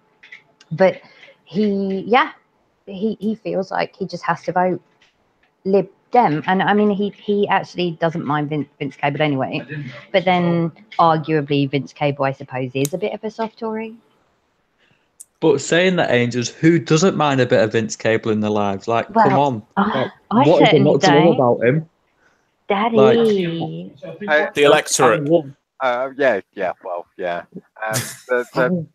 I Dagger into my heart rather there, not- Swiss. I, for backing Brexit in its current, well, whatever it's going to be, like, I'd rather not be labelled as a racist. You know, there's too many SJWs to label me as a racist for that anyway. So I don't need some, lightly lad. Why do you sound so quiet, Chamchi? I don't know. Maybe I I'm think shouting. Vince Cable's them comments that were made were like probably taken out of context. Like Vince Cable's not stupid enough to make them comments. To me, anyway, No, he seems he's like not. He's not. Like he's like. I mean, you don't get to like 170, and not have a few years experience behind it. I mean, there's no way that he would have come out with openly racist comments or whatever. Well, no, he just said that all Brexits were racist. I don't think he said all of that. I don't think But he said that every single thing. I think he said something like, the hard Brexiteers are harking back to a time where they saw more white faces, or something along those lines. Well, isn't that Yeah, true? but that's Well, I was going to say that. Well, doesn't no, sound- I'd say it's not true though. I'd say that's a bit of a. It's like, I think it's like a straw man that people make for the Brexiters. I mean, don't get me wrong. I'm sure out there you've got The some of gammons. your. So yeah, you've got some gammons who wave their flags and wank over the lost Swiss British Swiss. Empire. Huh? I'm just going to say, before you mention the gammons, I must compliment you on your amazing gammon video. Oh my god! I did Yes. watch this morning. Like, I was sitting down on the sofa. I thought, Swiss has done a little video on his second channel. Let's have a peep. And it was about gammons. Like, come on. Like, it's a solid 9.5 out of 10 from me. So I'd like to pass on my congratulations. And Thank you very much. Didn't get You know 10, what? though. Didn't get 10, though. Indeed, it was absolutely brilliant. That little soundbite of you just going, "Oh, Swiss has done a video on his second channel. Let's have a little peep." I might try and download that and do it as a little intro to all my second channel videos from now on, because I love that as just a little Do it. a little soundbite. You need to speed it up a little bit. Oh, Swiss has done a little channel. Especially with his little Mancunian accent, so cute. But no, I was the exact same. I was like, "Oh, what's this?" And I saw it on Twitter, and I was like, "Oh my god, this is fucking brilliant!" I was actually in the bathroom. I was letting it play on my phone, watching it while showering, pissing myself with laughter, literally. In the shower. In the shower, yeah. I do not have any meds. So there we go. There's a new thing we've learned. I actually have meds. Oh, I do that loads. I watch stuff when I'm in the shower. But no, we're talking about pissing in the shower, apparently. no, I've pissing learned myself with something laughter. It's figurative. I wasn't actually figuratively, pissing myself. Yeah. All right. I mean, I have a little bit more self-control. I choose to piss myself Because after or before. Hey, look. Right, I once had a colostomy bag, so believe me, once you shit yourself in the shower, pissing yourself in the shower isn't nothing. Well, actually, I had norovirus, and I basically did all of that, and yeah, that was awful. Are we swapping stories about who can have the best experience of different About fluids coming out crapping of their themselves. body? Yeah. By the way, the gammon videos being tagged in the side chat now, so if you want to watch it, anybody that hasn't watched it, it's there for your glory. For your Sweet, thank you. pleasure, yes. It's hilarious. It's absolutely brilliant. And actually, obviously Philip Mason, who we love, he renamed himself on Twitter Roast Gammon recently, and and I was like, what a good sport! And even he was like, he was like, he pretended to be pissed off with it, but actually he found it brilliant. So, He's an honorary bacon bro. He is. Well, I would argue and say that he is actually probably full on gammon. Yeah, he is. Totally gammon. Totally gammon. But you know, them gammons are welcome. If we had the vegans on for a while, I'll have some gammons in for good measure as well. I'll tell you what, right? Like, this is what the right has done that the left has failed to do ever, right? Is to take criticism on and just own it. Case in point, Conservative and Tories, right? Tory was a slight against the Conservative Party, but the Conservative Party just owned it, and they just went, yeah, right, whatever, and they just took it and they owned it. Gammon is going to be the same thing. You're going to be like, oh, you're a gammon, and you'll be like, yeah, okay, yeah, I'm gammon. And what? Just mean it'll, and what exactly? Yeah. Yeah. I'm gammon. Get ready to be roasted. Yeah. I want a gammon with you. Well, see, there we go. You know. Whereas the left is like, oh, you know, you're. I don't. I was going to say I've actually seen an example of the left trying to reclaim slurs before. I've seen lefties on Twitter trying to like joke about being snowflakes and going, oh yeah, I guess that's a very snowflake thing of me to do. It doesn't work though. It's not. It doesn't work. We can't own it yet. You know. Well, left take on the persona of being Russian agents now. A lot of people that's right. The what? Russian agents. A lot of people on left. Russian on Twitter. I love the communist agent thing. I'll loan the communist thing. Yeah. This actually reminds me. Don't you remember your fake phone call, Twist? Where you were like, hello. When I was speaking to Sergey, my handler. Yeah, that was awesome.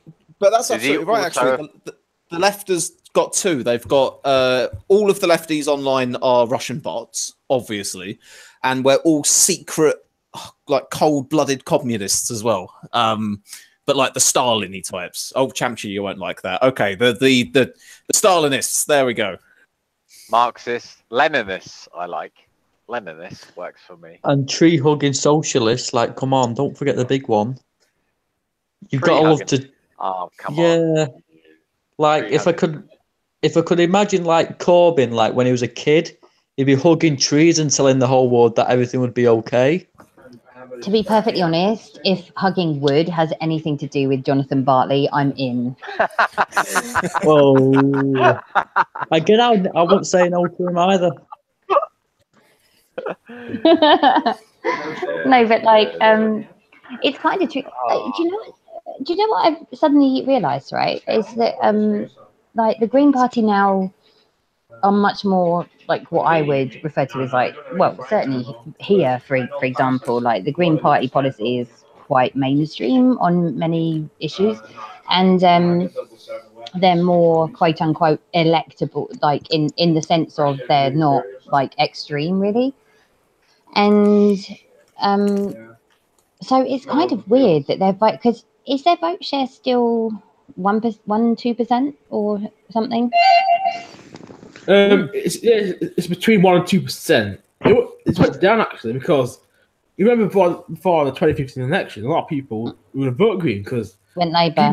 Green was the only party was against austerity, or against Jewish fees, or against for national association. I tell you what.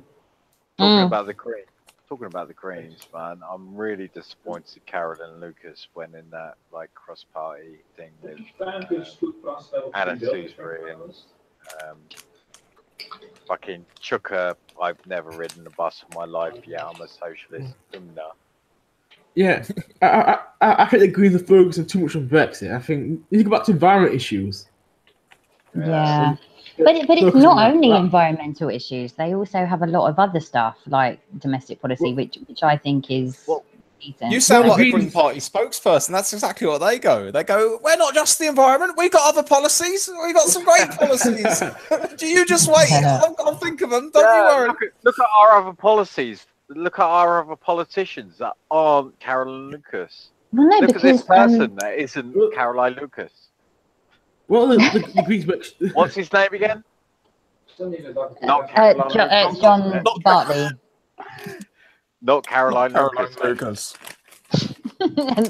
That is so mean that we just refer to him as not Caroline Lucas, but he actually is, and I've met him, and he's so handsome and a really nice guy too. Honestly, Angel's lovely, What? darling. Is there anybody that you've met that isn't so handsome, my dear Yes, darling? tons I of feel people Like on a day-to-day basis.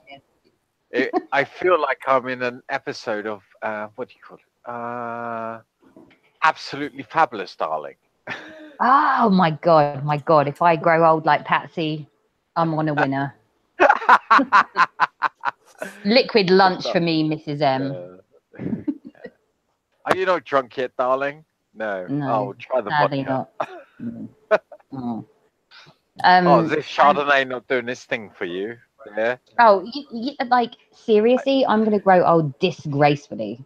So yeah, Fucking right. So you should. damn right. So everybody should. Yeah.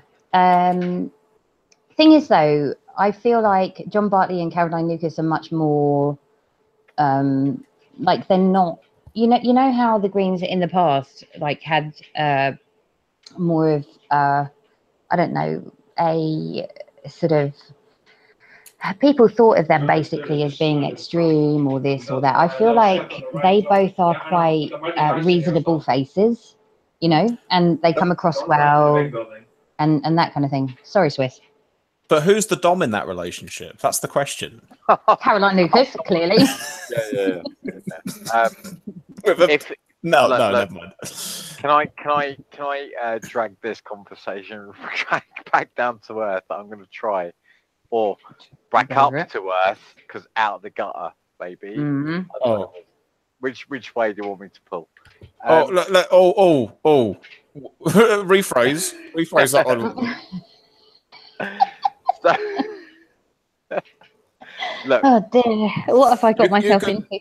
You could Carry pull on. any way you want, Chapchi.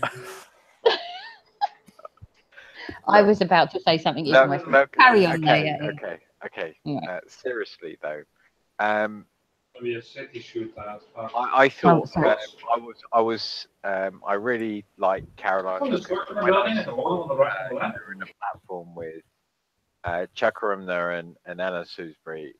Now I'm like, look, but maybe this is a thought I just had, right? Maybe this is a fault of the Labour Party not putting across a decent Brexit strategy.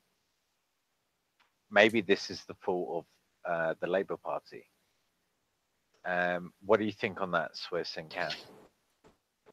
I'm very sorry. I missed the first half of that. I heard that Labour Party didn't put off a good enough Brexit strategy, but what was the first part of that? Okay. I was very disappointed on Caroline Lucas to share a platform with Umna and Salisbury. Oh, right. I see.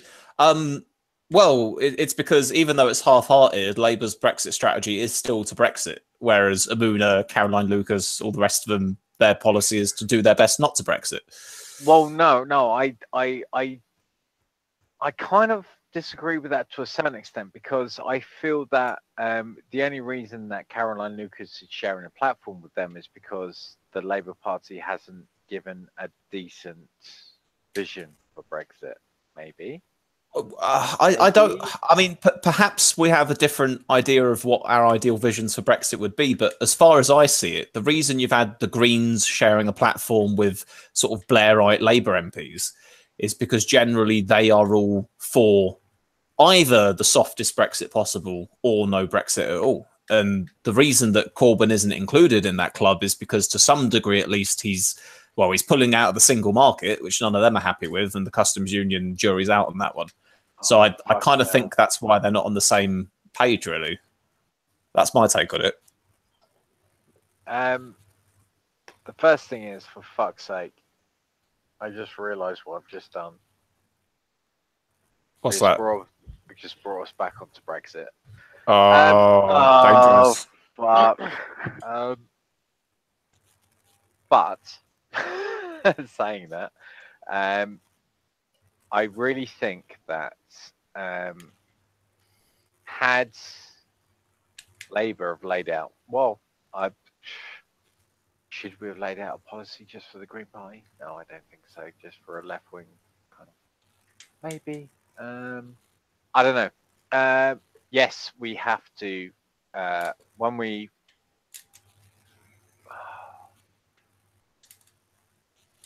okay, right. I've got it. Go on. I've just had an argument in my own head, and I think I've got it. Who won? Labour, actually. So it was really good. So I think what Caroline Lucas has done is very short-sighted, because it would make any collaboration in the future more difficult if she has kind of a loyalty to Umna and Salisbury, because I feel that they'll be like, hey, because you're over with us or you're with the Labour Party. And although she personally can be very pragmatic, and she can kind of, you know, I don't want to spread herself, but she can, she has a lot of ideas that are applicable to both sides of the party. And I really do think that will be a separate party when it comes to the next general election.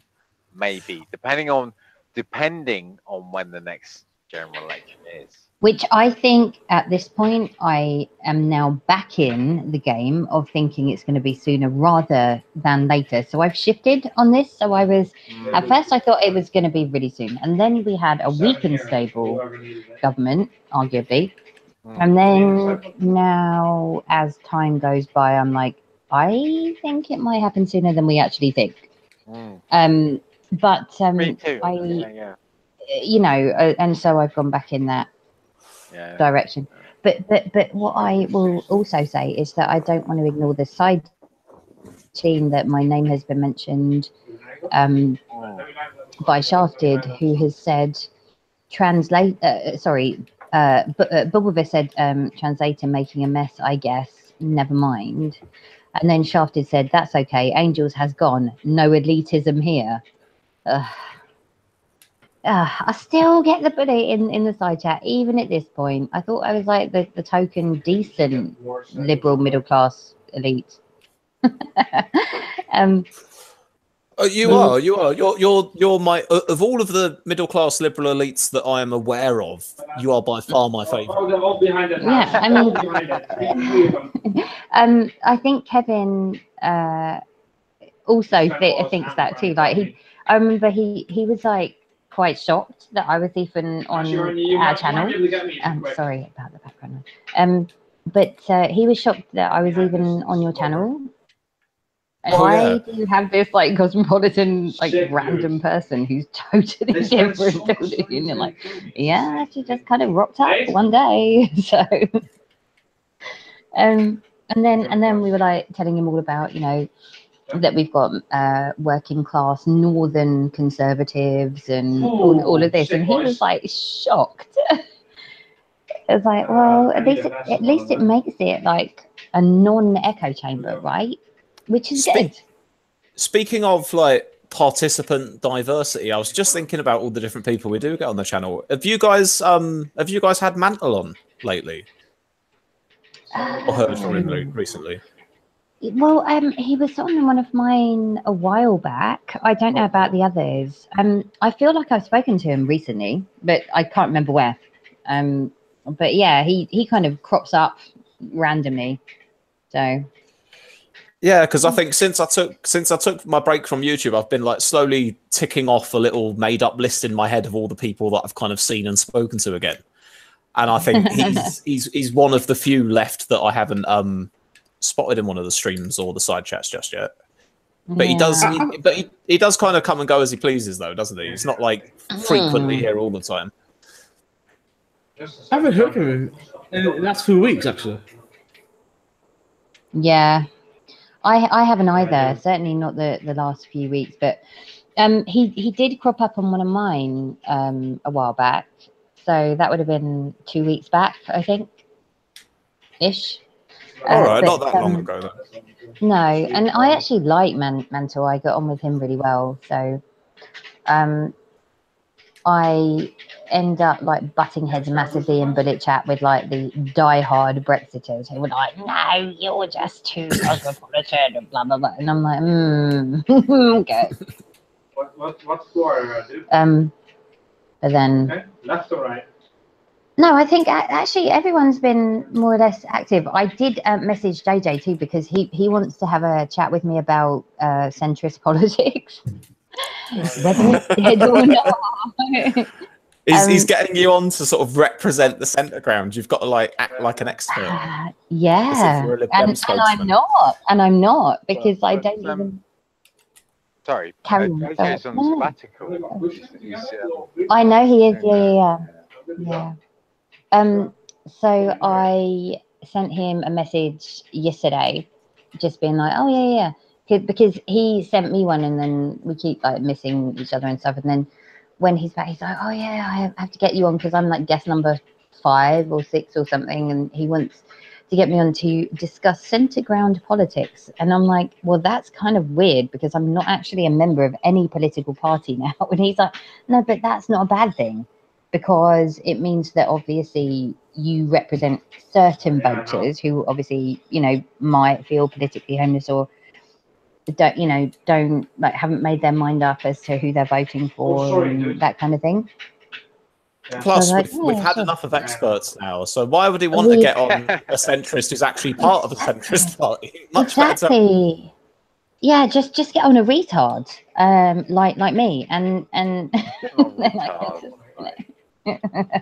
En retard in French just means like late or like delayed. I'm offended. Why? I don't know. I'm stuck in the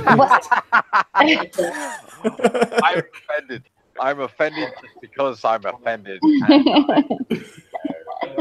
That's just like every other snowflake, millennial. Not because I'm a retard, but in case a retard is listening and they don't get the joke. Yeah. I'm offended for other retards that might get offended. Can I just say, I don't know whether you guys have like heard yet, but Cameron and I are actually getting married. Really? So you and Cameron? Does Vince know? Yeah, he's fine. Oh, right. So polyamorous. God, you Dutch people. God, you're really kind of. Oh my God! Back to back you're Morris dancing. Okay. Oh, Vince has found out. He's not happy.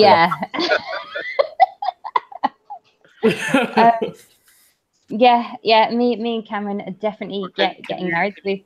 So you guys can have a triple one. It'd be like you, Vince, and Cameron. And then we'll have a double wed, like on the sidelines, not sidelines. Like the double wedding would be Phil and Abby Cat would be the. Yes, aren't they gonna? Right. They're gonna be like the Brexit couple from heaven. Like that is just gonna be brilliant. Far right versus and the two Jameses. And the two Jameses. Yeah. Definitely. What I want to know, Angels, is how did this match made in heaven turn from only a few months ago Cameron wanting to give you the bullet and now he wants to give you his hand in marriage? Watch out. I don't think he had much of a say in the matter. Actually. Hey, Cameron, how did this even end up? It was like a joke from the other day, and now it's just like been a running thing. I don't even know why. I don't know. Because I fucking loads. What? Oh, sorry, guys. Yeah.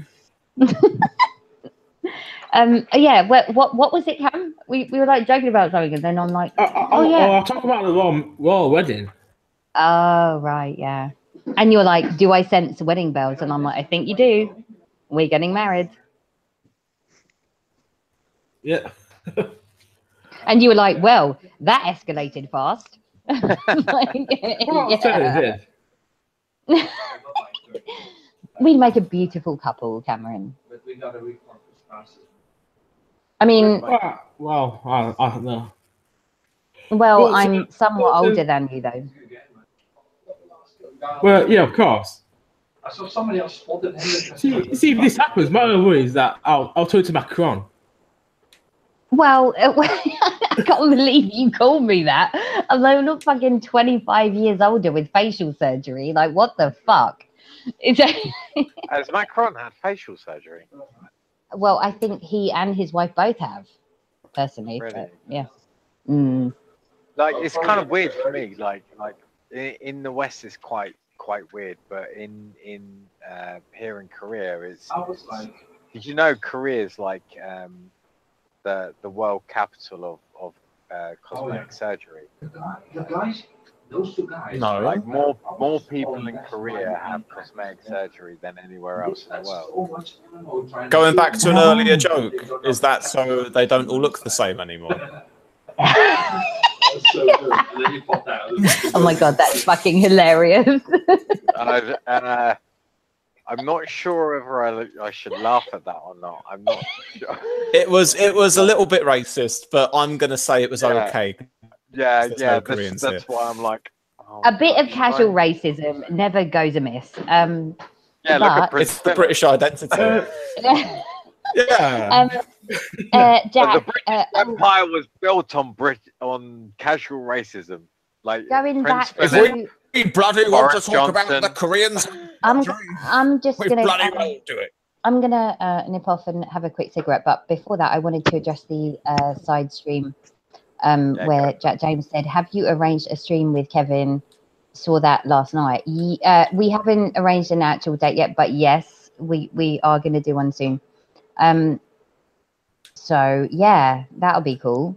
I think he'll be like, "What the hell?" on his channel.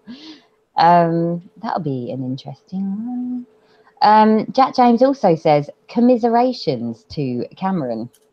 Ugh. I knew Jack James hated me. Adam West says, angels stuck in the middle. Yeah. Of course. You'd hope so. Like a centrist. Like- A board basically said, add mixture inbound. Yeah. If you know what that means, about race mixing. That's about, I think. Oh, right. Oh, yeah. I mean, is that even a thing? I suppose being like a Londoner or an outer Londoner, you don't really even think about that, do you? Like, it's the gammons that worry about that kind of thing. Well, Yeah, it's generally the gammons, yeah. Anyway, I am just going to go and have a quick cig. But can you guys also pay attention to our friends in the side chat, because they're like chatting? Yeah. ignoring them. I'm doing three things at once. I'm keeping one eye on the side chat, chatting to you guys, and playing GTA San Andreas with the other. San Andreas. Oh my god, that's like Oh, retro. dude. Be right back. Yeah, To I've be got fair, back into it lately. As a host, I've been really shit, haven't I? Fucking hell. Oh yeah, but we're supposed to be talking about Ken Livingston. Well, we did that for a little bit. We did like anti-Semitism. Well, I actually thought it could link into what's going on the Gaza Strip. Okay. Have you seen the videos from Gaza? Obviously, from the Palestinian point of view, when they say that they were throwing stones, yes, they were. They were using catapults and slingshots. Yeah, they were throwing stones. Of course they were, and they were lighting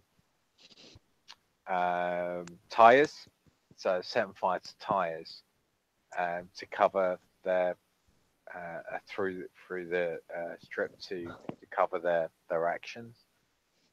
It's a bit heavy going from what was before. So it's a bit of a clunky gear change, but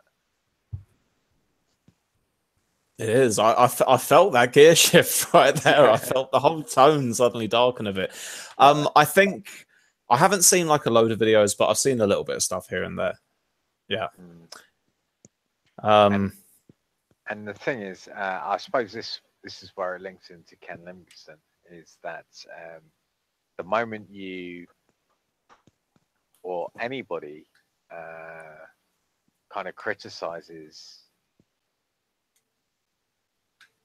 Israel's foreign policy is the moment that you become an anti-Semite. But obviously anybody that's educated knows that this is not the case. Obviously, even Israelis have problems with the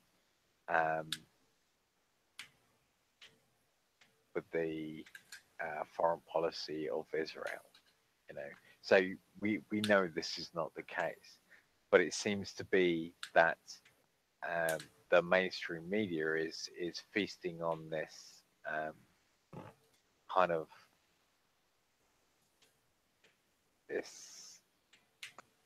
these ideas or these people that are uneducated.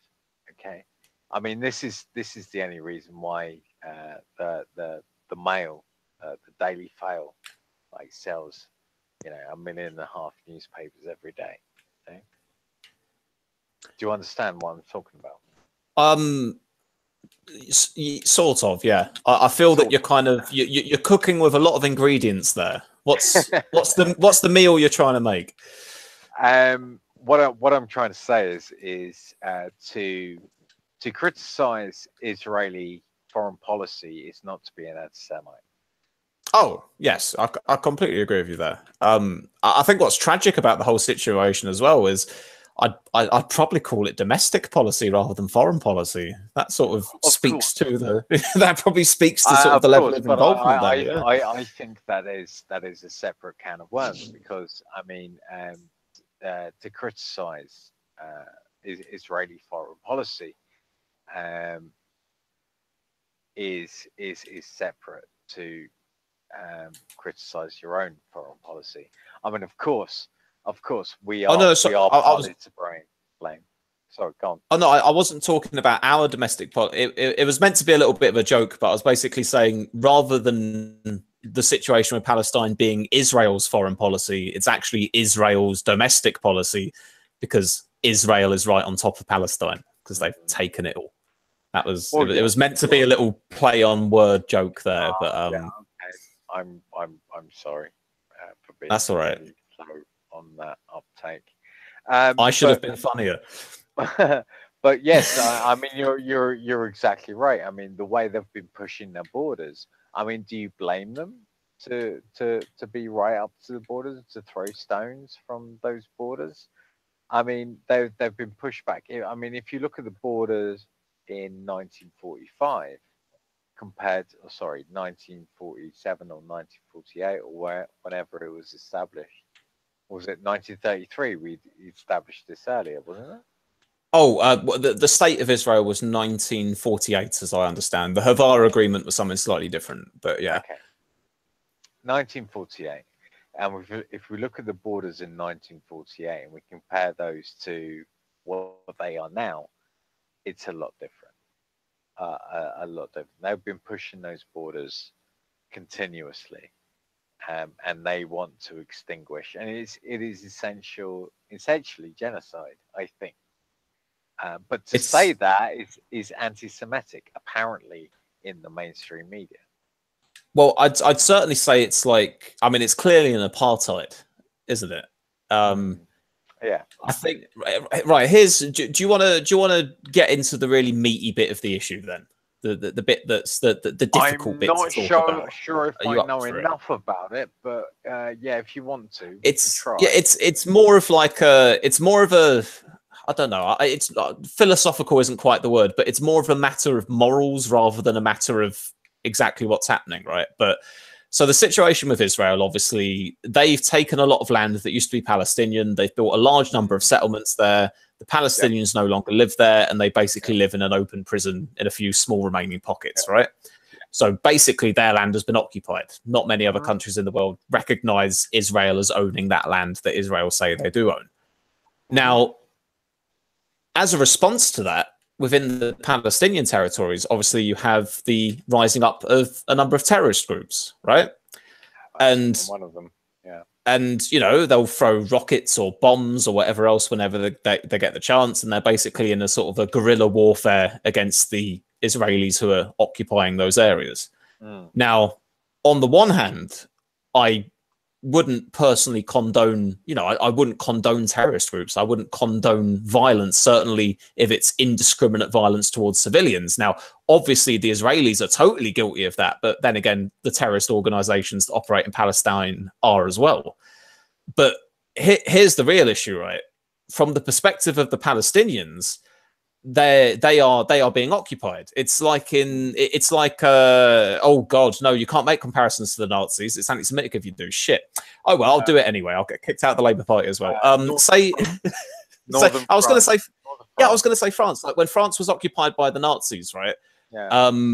The French movement. There was a resistance movement, and obviously, them French people, from the perspective of the Nazis, would probably be called terrorists. Now, I'm not trying to sort of be a terrorist sympathizer here and saying I think everything Hamas do is justified, because I think completely the opposite. But what I'm saying is there's a tricky issue here, which is like I don't condone like these extremist terrorist groups targeting random Israeli civilians, but at the same time, Israel's on a load of land that they don't own right now, and they should move off it. I think the difference between the two comparisons, which is I think what you're battling with in your own head, is with regards to the Second World War and Northern France, is that was an ideological war, right? Whereas as far as the Hamas and the Jews are concerned, or the Israelites, I suppose, is what you can call it, is they are fighting a war that is 1,000 years old or 2,000 years old, and this is a war that is religious. It's a holy war. They said the same in Afghanistan. You know, they feel it's their birthright, and they attach a holy attachment to their land, you know, and so do the Jews in Israel, you know. And there is no kind of hey guys, there is no kind of settling this argument really between the two of them, because Israel will never agree to Palestine or the Muslims having a say in their land, and vice versa. And what really does my head in, sorry, just one step, won't take long, is the fact that the entirety of the West is actually funding one side of this battle, you know. That's the one thing that really does my head in, you know, is the fact that we're selling the weapons, America is selling the weapons, then all of a sudden this whole entire thing comes up where they're using the weapons, and it's from any like objective, from what I see, like objectively, it seems like a massacre. You know, it's, you know, if you look at the body count on both sides, right? So how many people were injured on the Israeli side? Like 1 or 2 people, maybe 10. Whereas there's a massive proportionate difference, isn't there? There is, you know, and then you have to look at proportional reaction. You know, there's, you know, granted, there's a lot of things, and and this is the point I was trying to put across in the stream on the viral media, is that there's proportional reaction, and there's we're in the age of information, and the thing is, to criticize any action from the Israeli government is to be anti-Semitic. Okay, and I think this whole thing is actually falling down now, and it seems like this Ken Livingston, and I think these two things could be linked in a domestic point of view, because all he was doing is comparing or showing how Israel was created and what Israel has done in its last 40, 50, 60, 70 years. Can I add though? Sorry, actually, Cameron, add it, because I know that you're an absolute history buff. So yeah, I've been trying to say something quite a while actually, but what I'm going to say is that Israel basically broke the Balfour Agreement. Now, the Balfour Agreement actually guaranteed the rights of Palestinians living in that land, guaranteed the legal rights, the religious rights, the human rights, everything. And Balfour Agreement allowed the migration of Jewish populations to, Israel today. And you should recognize this, that it's been broken, and it's possible if you look at the agreement, the fact there was agreement for that, it shows that let's say peace is very possible. Well, isn't it true that the US doesn't recognize the state of Palestine? Well, most countries don't. Why not? yeah, I mean, because I personally think that should be a rule 101. But as I said, I'm not terribly clued up when it comes to history and stuff. So I'm more than happy to kind of look into it more and for people to school me on it. But the way that I see it from a humanitarian perspective, like if you're, for example, not coming at it from maybe an quote unquote expert point of view, you aren't unreasonable to turn around and point out fundamental flaws and violence from certain sides. Like, that doesn't make you anti-Semitic or anti-Jewish or whatever. Right. It just makes you human. When you have a kid being shot when they're unarmed by troops, that's wrong. It doesn't matter. Like, it's not to do with anti-Semitism or being anti-Jewish or anti-anything. It's just wrong.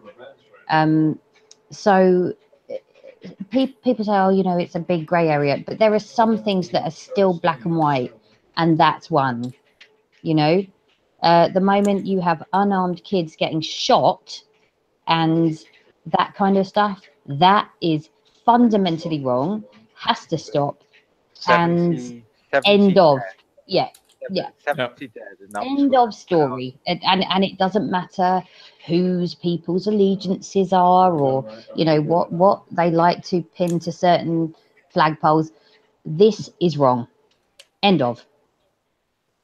So can we just ship you over there?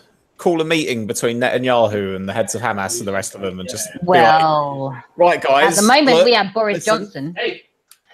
Oh God! Oh God! He'll just make things worse, mate.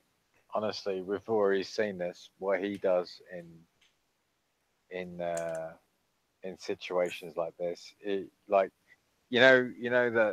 poor girl who's supposed to kind of go and help out in Syria.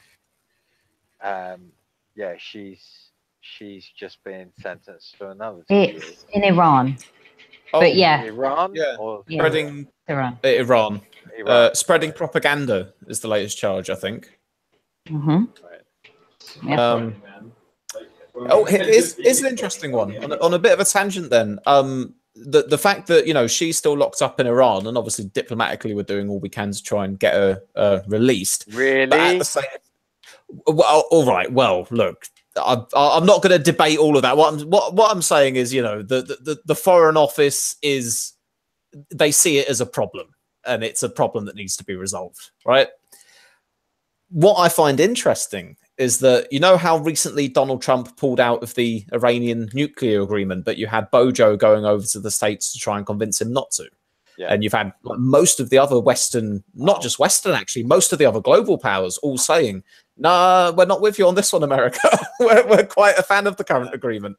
I would have Fox News. Yeah. Yeah, I would have thought, if anything, that might have scored us a few points with the Iranians. We go, look, Iran, I know we're not the best of mates, but America's pulled out of the nuclear agreement. We're still doing it. So how do you want to release that girl you've got captive, eh? Bit of tit for tat. But what happened straight after he pulled out of that agreement? Basically, there were missile strikes between Israel and Iran in Syria. Yeah, exactly right. This is Trump diplomacy. This whole denuclearization with North Korea. It's not going to happen. I can't see it now. I mean, even by Western ideas, it's not going to happen. It's not going to happen. A lot of it's due to Southern Korea as well. To be fair, they're not as innocent as they should be, but Trump's being a dick at the moment, a real dick. So, with this Iranian thing, and comparing North Korea to Lebanon was not a good idea. That was not a good idea at all. I'd heard a thing about North Korea and Libya. I hadn't heard one about Lebanon.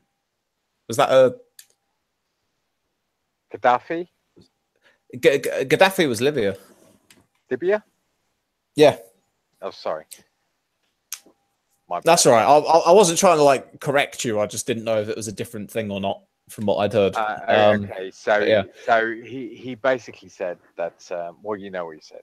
He said that if you do not denuclearize, then you'll meet the same fate as Gaddafi, and that was not a good sign because Libya, as soon as they denuclearized in 2002, then by 2008 they were invaded and Gaddafi was assassinated. Well, Gaddafi could have done with them nukes. He was executed. Sorry, not assassinated.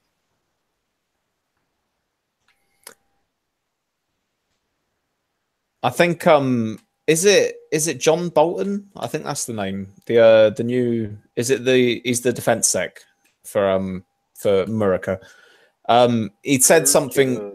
It said something like, "Oh yeah, North Korea could go down the Libya path of denuclearization," and then I think the North Koreans didn't take kindly to that because, as you say, the ultimate fate for the leader of Libya after denuclearization was not an awfully nice one.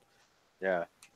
Well, this is the thing. I mean, this is the fear that they actually have. If you read any book to come out of, and I've read 2 or 3 to come out of North Korea.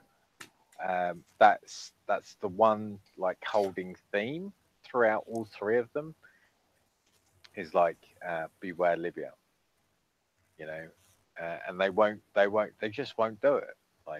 Why denuclearize? And the thing is, hang on, let me pull out. Remember when we were talking about the very first meeting? Let me pull out the 5 conditions. Hang on, I've got them written down here somewhere. Let me find them. So, my notebook, because they're written down, and I swear, one of them was about the tests.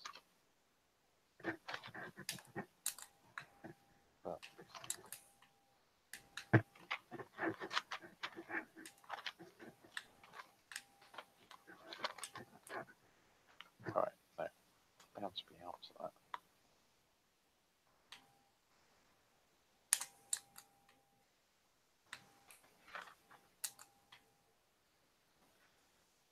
All right, okay. So the 5 conditions. No, 6. Okay. Okay, number 1. Next meeting to be in South Korea. We've had that. Hotline between presidents, done that. No nuclear bomb tests. Okay, so there's been no nuclear bomb tests. In return, they're to have no attack in South Korea.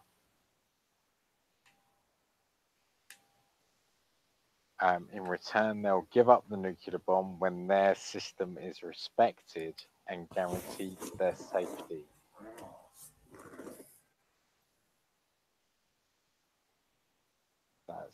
That's interesting.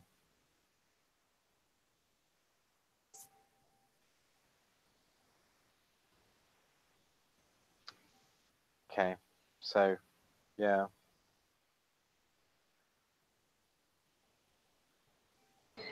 Okay, so obviously I've got like a lot of background noise, and I've wanted to jump in for a while. Oh, fuck's sake. Sorry, Pokemon Go calls. But can you address the side chat? Because I feel like we've been ignoring these guys when we shouldn't have been. Yeah. Okay. Right. So who said what then? Go on. If you saw something, Angels, read it out. It's wow. Okay. We've been ignoring it for a while, which is not good. So just really quick before you start reading comments, Angels, I've thought of something, by the way. You know how you are the centrist, the one who always gets the bullet, etc. Yeah. And yet you're kind of despite politically how you're probably like most people who watch the stuff are probably opposed to you, I'd still say you're relatively popular. I think part of that is down to the fact that you always pay attention to the side chat. You've got a good constituency with the viewers because you don't ignore them like all the rest of us do. So they're like, you know what, that Angel, she's not that bad. She actually pays attention to us. Well, actually, it's funny that you said that because a few people have actually private messaged me saying that. They're like, oh, you pay attention to us, other people don't. And it's kind of cute. And I'm like, oh, but it's sort of my job. You know what I mean? It's like my unassigned job. I just end up doing it because I don't know why. I just get like obsessed with like the side chat. No, Shafted is saying right. So let me just scroll up because we've been ignoring them for a while.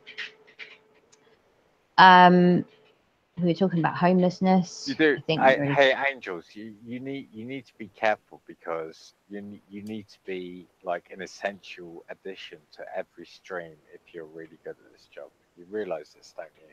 It's like you need to develop an app or something. Instant Angels. You just plug into your Google stream and then they deal with the like whatever this app does. Like it's like Cookie from Black Mirror. It just deals with everything.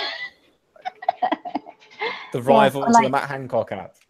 Yeah, speaking of Matt Hancock, he posted something earlier. I think Did you say Matt Hancock or Matt Hancock? No, Hancock. Hancock. I'm actually wearing my cut shirt now. Not even joking. We've got to remember to get onto the comments after we're done talking about Hancock, though, or the side chat will fire you as their ambassador. Go on. Sorry, sorry, so I'm going to go from Bubblevis. He says nuclear extortion should not be rewarded and I like Trump's stance. That's an interesting stance. I agree with you that obviously nuclear extortion should not be rewarded per se. Can I comment on that? Sure. Yeah. Oh, it's your stream. Well, I think it's reinforcing the idea that I said before that the Koreans said that this is something that should be dealt with between Koreans only, and America shouldn't be involved, because a lot of the reason why there hasn't been any involvement in the last 10 years since the Sunshine Policies is because of stupid fucking comments like that. But you know, we'll see what happens. It's despite Trump, not because of Trump. Yeah. Okay. Adam West says the UK is holding Iran's money in UK banks. I mean, I don't have proof either way, but of course, yeah, like London is awash with various funds. Yeah. Totally. So that's nothing new. Jack James says Trump should leave the region alone, do nothing like he promised. America first, right? Exactly right. He said non-intervention. Surely he ran on non-interventionist, didn't he? Yes, and then he goes, yeah, but look, let's look at it from what we see, not what we are told. Now, Trump doesn't know whether he's coming or going from hour 1 to hour 2. Like, he has U-turned and gone back on stuff that he promised initially so many times that I can't even keep count. So how somebody could trust him with pretty much anything is beyond me. But obviously there are voters who still do, you know. He hasn't invaded any new countries, at least. Well, True. not yet. But yeah, but my point being Iran is still on a yeah, and he Iran's been on every president's to-do list for a little while. He also appears to not really know what he wants to actually do. Yeah. No, it does. Right. Well, the thing about Trump, he's been basically forced to do what to do. Now, if you remember his election, he was very non-intervention. People discussing that America could leave NATO. They could say America's going to return to isolationism. Now, Trump wanted to pull America back from them all, actually.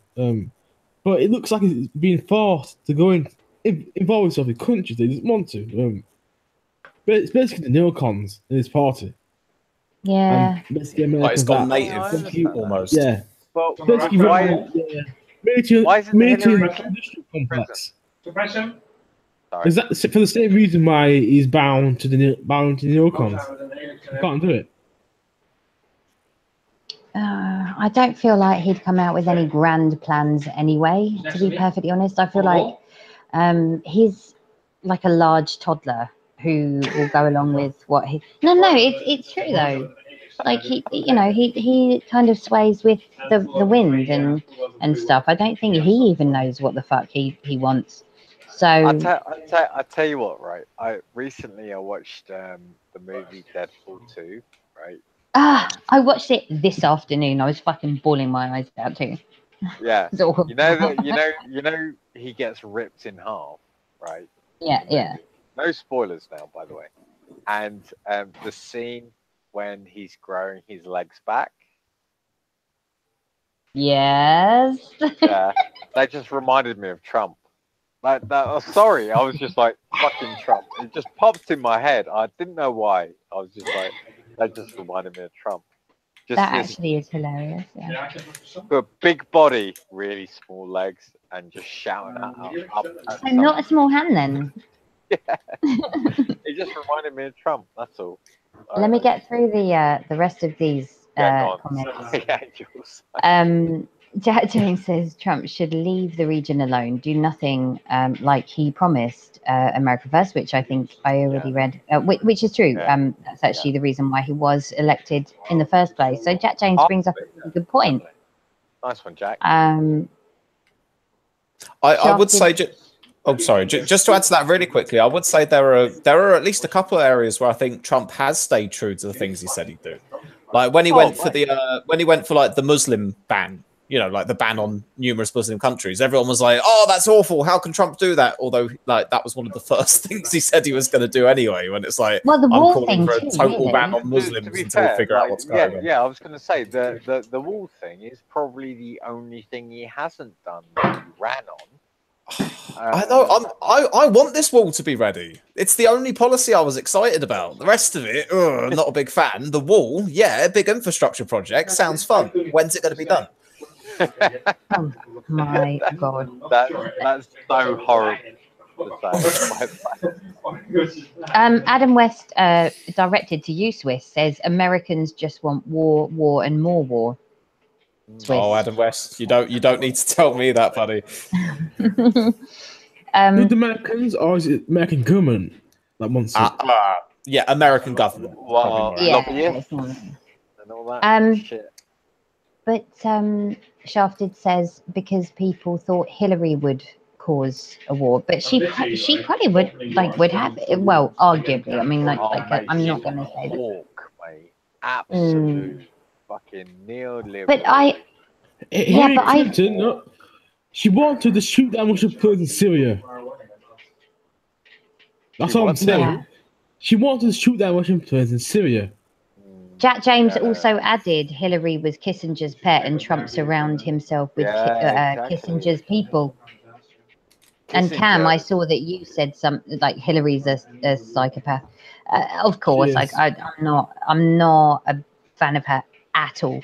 Actually, if anything, right, I felt like the choice that the American people were given in that election was quite possibly suicidally bad.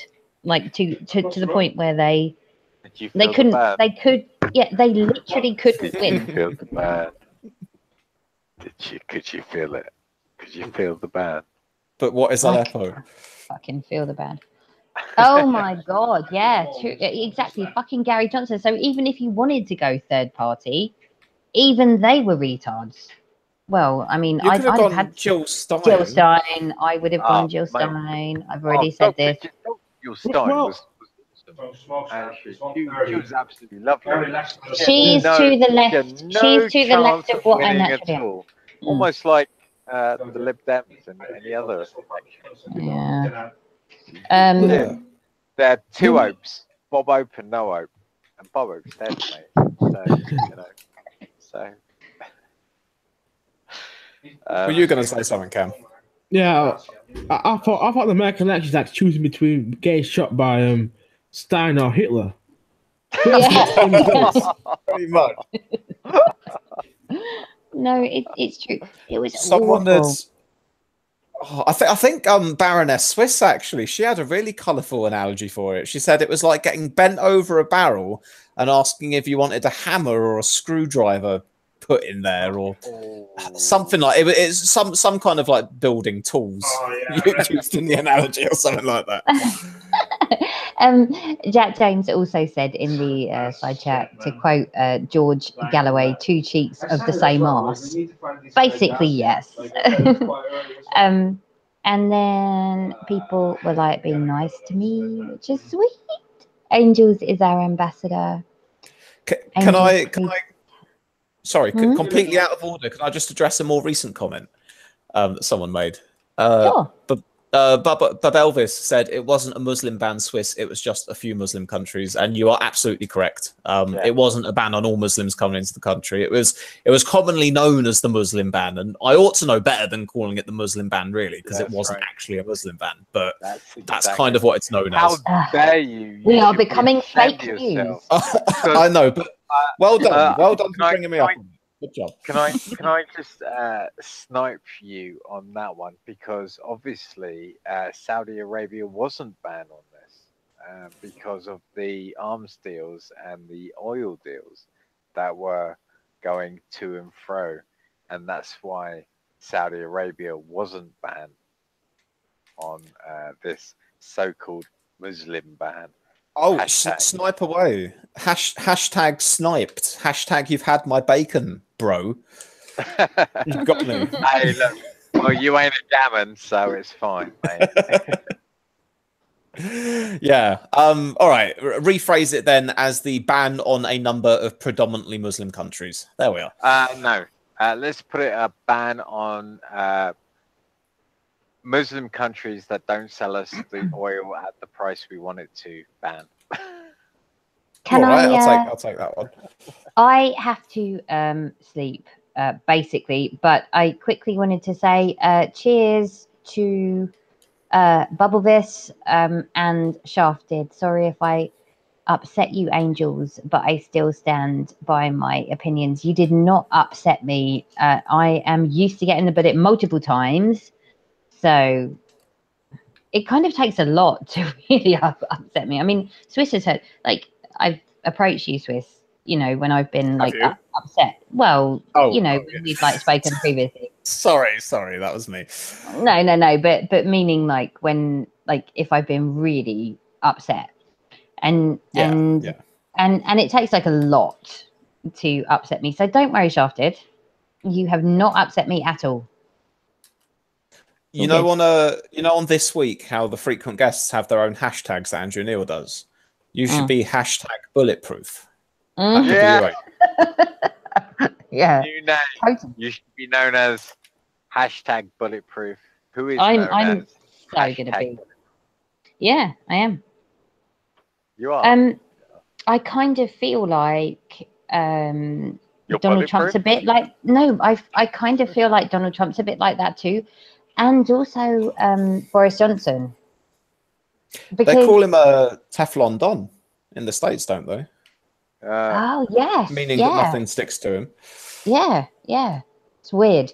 Imagine if we had Prime Minister Boris.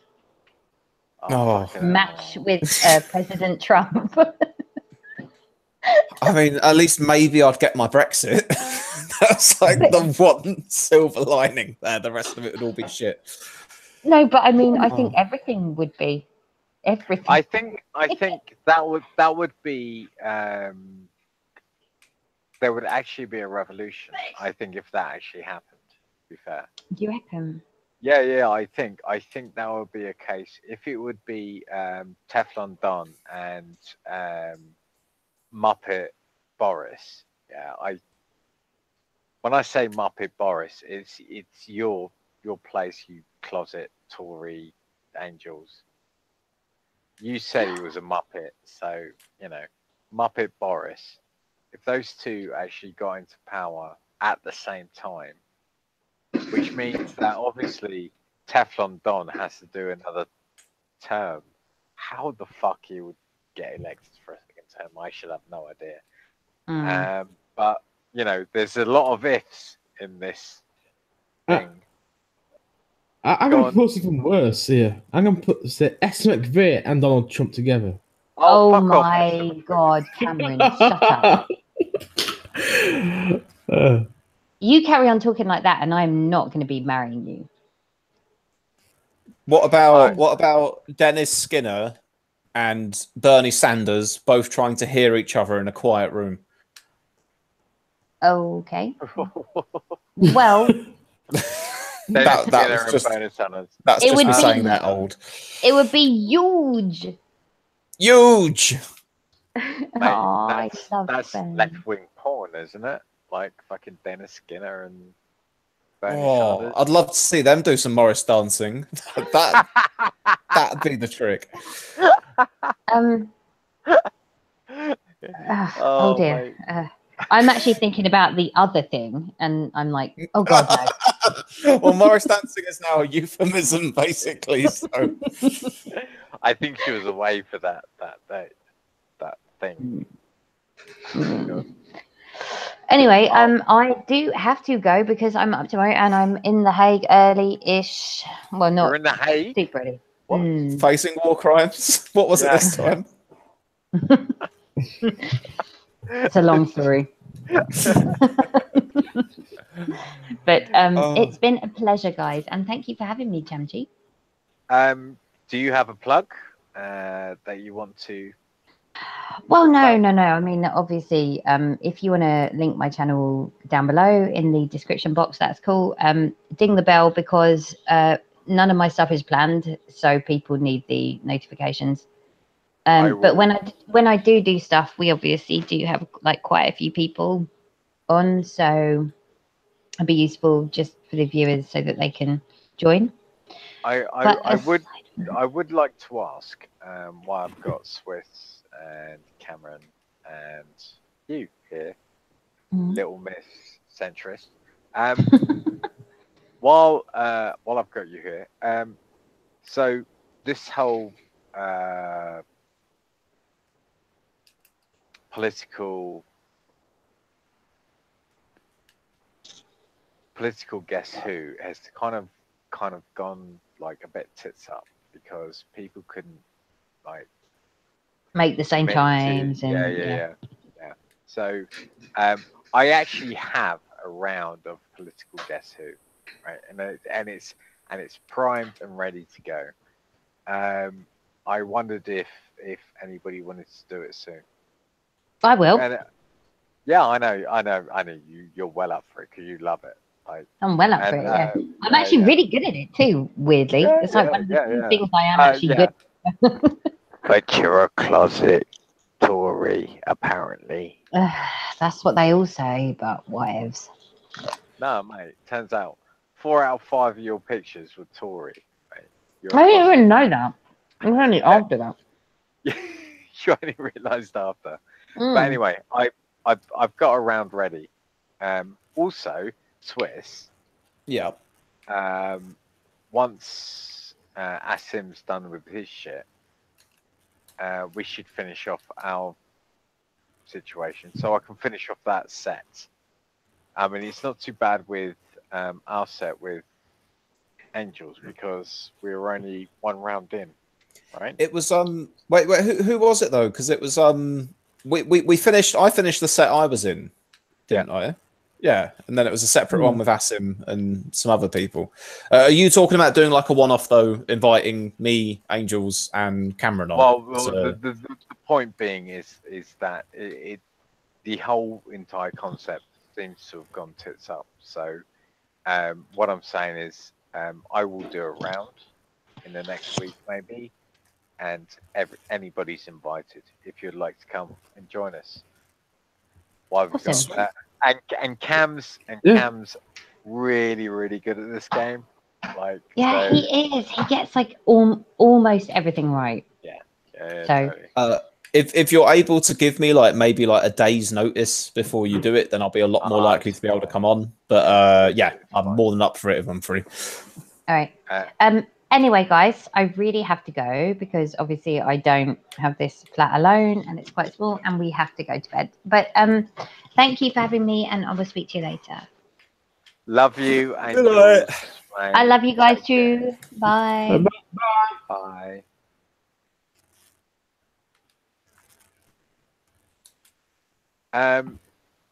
So yeah. And now it's just us three. Yeah, and then there were 3. I didn't want to snowball this into like Angels disappearing and then me disappearing and then you having to end the stream, but I'm probably going to head off myself in a bit. But I thought I'd wait until after Angels went, so we didn't all leave at once because that'd be quite sad. Yeah, it would be quite sad. Bastard. Yeah, it's fine. I'm giving you like a pre-warning. This is like a 15-minute. Do you watch Star Trek, Chamchi? I have done. I have been known to watch Star Trek. You have been known. Are you familiar enough that, like, you know, the old trope of they always set the ship to self-destruct and they do it on like a little 5 or 10-minute timer? Oh, there are loads of tropes. Like it's like the guy in the white shirt on a when they go on an excursion. He's always the one that's to die. It's the red shirt. Yeah, it's the red shirt. Also, if you ever watch Voyager, if they ever took the shuttle out, they'll always crash it. It's so true. It's so true. There are certain tropes. Certain, yeah. Voyager was my thing, actually. Well, it wasn't my choice. I just got subjected to it. But yeah. Oh man, I was big on Voyager. The only reason I'm not so big now is because I've literally watched it to death. So I'm on like a Deep Space Nine thing now. Okay, so you know Harry Kim, Ensign Harry Kim. Little Harry Kim with his clarinet misses his mummy and daddy. I know Harry Kim. Yeah. He was always in the ship. So if he ever went on an away mission, or if anything ever happened on the ship, he was always the one to get in trouble. So he was always the one to get nearly killed, like in every episode. It's always Harry Kim. And then, he didn't die because it was Harry Kim. He wouldn't die because he didn't have a red shirt, I suppose. Lucky bastard. And then Janeway would always get upset because she feels like she's Harry's mum because he's the little one. You go, oh no, I've lost Harry Kim. We've got to go back in the flyer to get him. Oh, that's my Catherine Janeway impression. I think it's probably her if she smokes like 20 a day or something. Mr. Tuvok, replicate me some more cigarettes. There we go. I'm done. God, I'd love to do a stream to talk about Star Trek. It's something I've always wanted to like set up, get all the Trekkies from the channel together, and just. Not a Trekkie though. I just know a bit about Star Trek. Oh, that's good enough for me. I'll take what I can get. There's not enough people around me who watch Star Trek. But yeah. Voyager was my thing. All the way up to Series 5. Because we didn't, when I moved out, we didn't actually have a TV. We just had a video player. And my friend had, the entire back catalogue. So we just used to watch Voyager all the time. So, yeah. I wish I was there. No, you don't. You really don't. Just watching.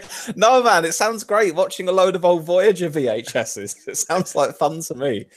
But it wasn't old at the time. This is what I'm saying. That's my point. Kind of, I've got, if I'm going to sound really boring here, but if I could have been born in any era, if I could have grown up in any time different than my own, I would have been born about 12 years before I was born, so I could have enjoyed the 90s from a slightly older perspective. No. It wasn't. Because I was born in 1994, Championship. I hardly remember any of it. I remember a bit of the end of the decade, and that's it. But I know I was alive for most of it. That's the problem. And I know there are all these great TV shows that I only get to find out about after the fact. And I go, oh, great. Back when that aired, I was 2. Have you seen Ready Player One yet? I haven't actually. No, you really need to. It's like 80s and 90s nostalgia. It was brilliant. When I left the cinema, when I saw Ready Player One, I was beaming because of it. It was wicked. Really, really cool. Have you seen Back to the Future? Because the DeLorean. I mean, Stizer was massive. He's got the DeLorean in it, RoboCop, and all the characters from Street Fighter and Mortal Kombat and stuff like that. No, it's cool, man. It's cool. I'll have to check it out. I'll probably is it still in the cinemas or is it not in the cinemas anymore? I think it's on its way. It's in that in between stage now. That's fine. I usually choose to wait for stuff to be available to view illegally for free online rather than paying for cinema tickets and that. But I'll stick it on my list.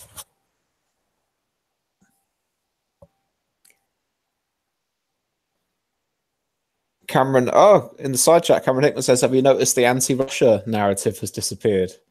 It has, hasn't it? Yeah, the media's been quite quiet about it. So ever since like they found out that Boris lied about Russia. Yeah, it just kind of fizzled. You know what? It's a lot like anti-Semitism. It'll be back. You can always... Yeah, it's just like herpes. You know? Just wait for the World Cup.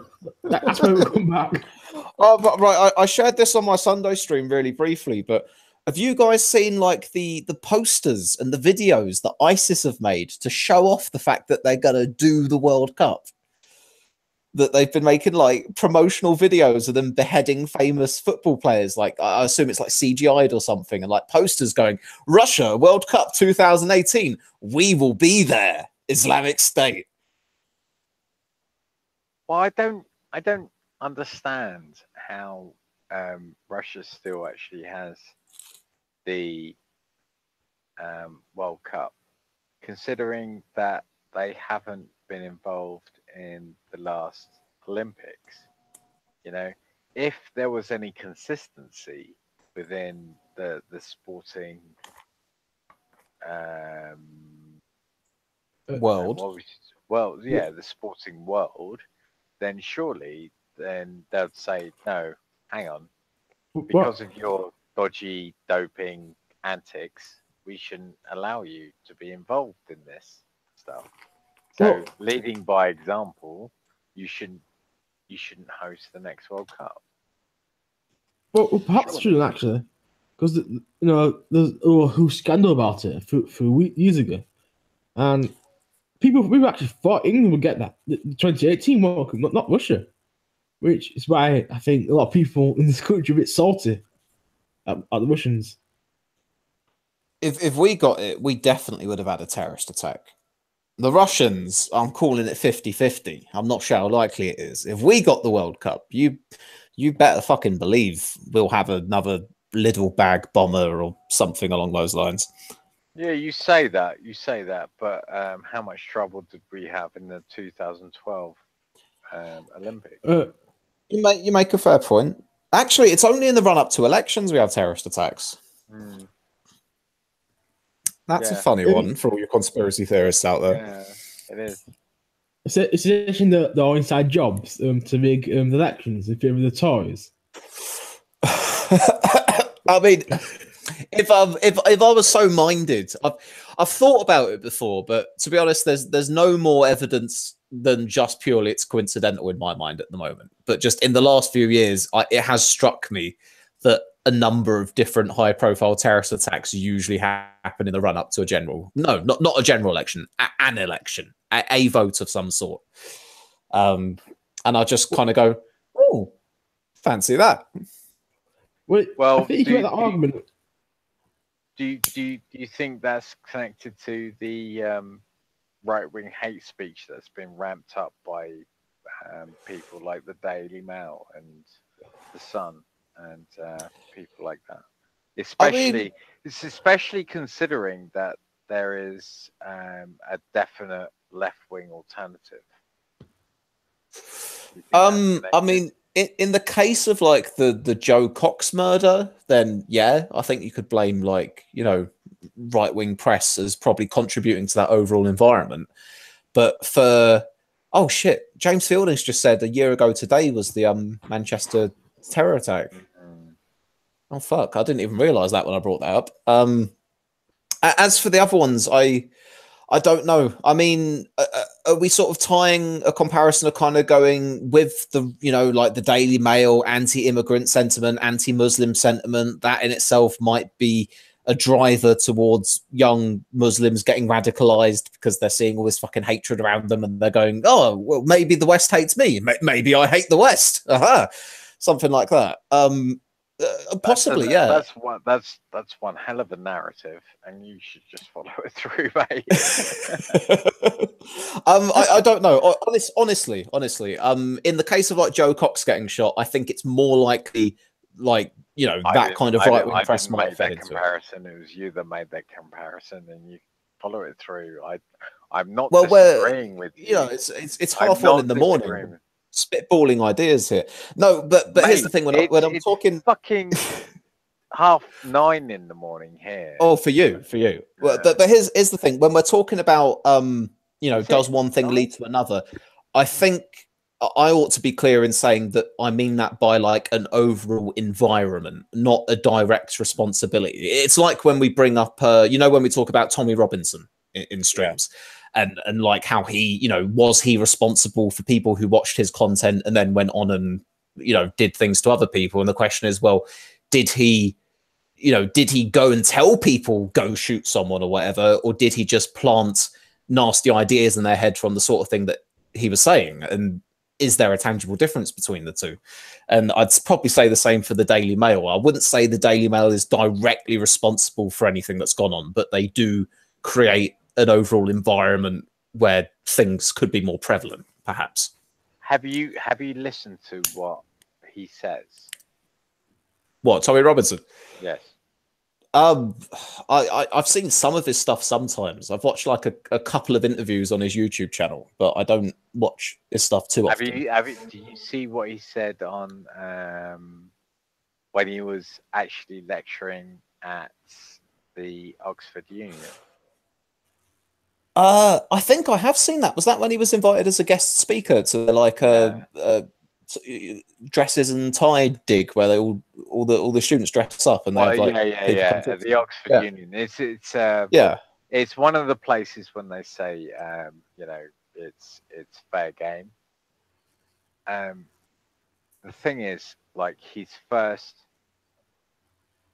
5 minutes is complete fucking, well, it's not bullshit, because to say bullshit means lies, but it's complete and utter shit, absolute shit, right? Because in the first 5 minutes, right, there are certain facts that you need to know about Tommy Robinson.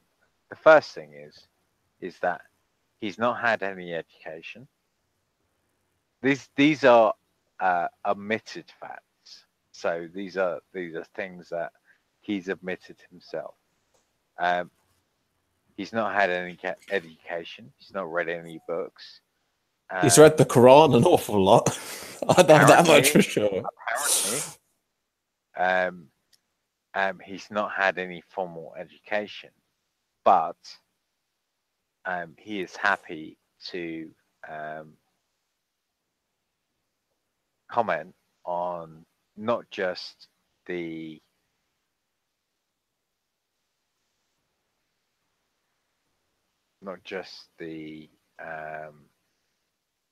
places of worship within his area,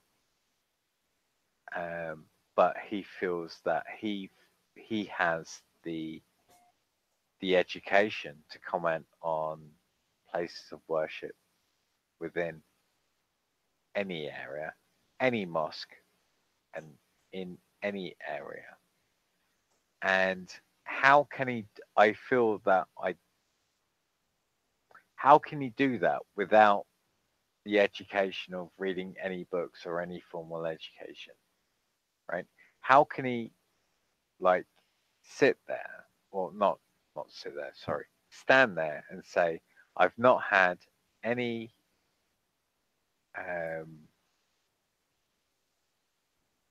education, yet I can comment on every mosque in the country, but just label, or at least blanketly just label every single mosque as far as what I know from what my local mosque,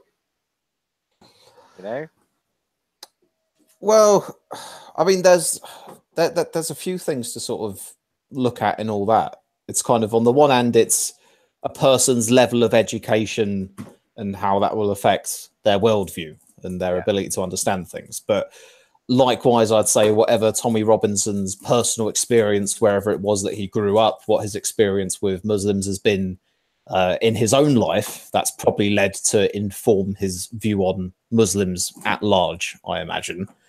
Well, yeah, it seems to. I think so. I mean, half the problem is that he says that his little sister was groomed to be raped, like by a gang of Muslims, right? That were from his local mosque, right? Now, don't get me wrong. Now, there is an issue with teenage gang rape, and a lot of the people involved tend to be from a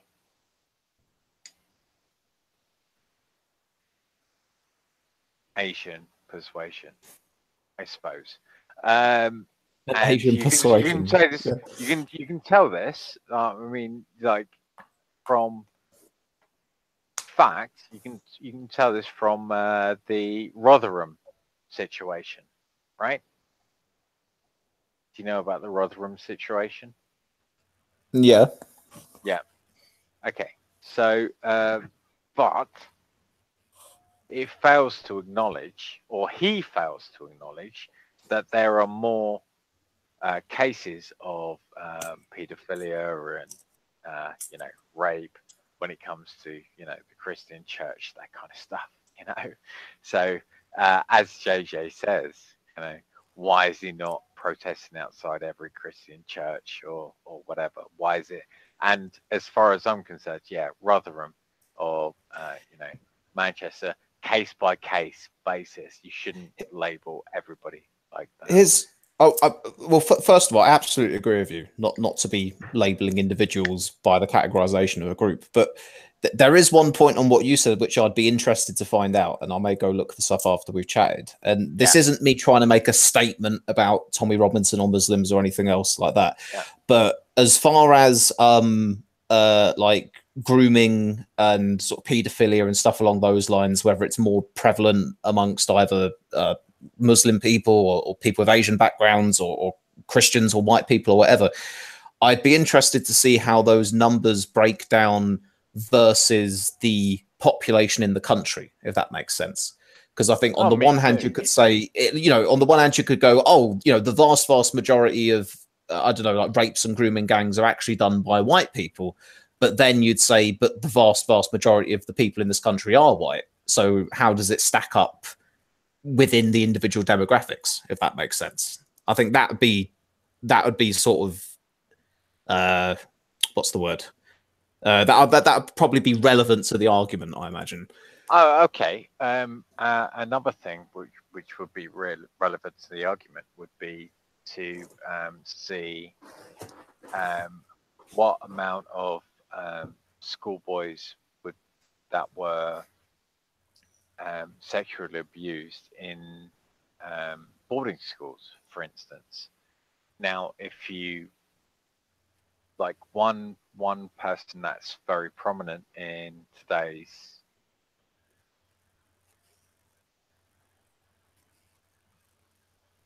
broadcasting situation is James O'Brien, and he says that he wasn't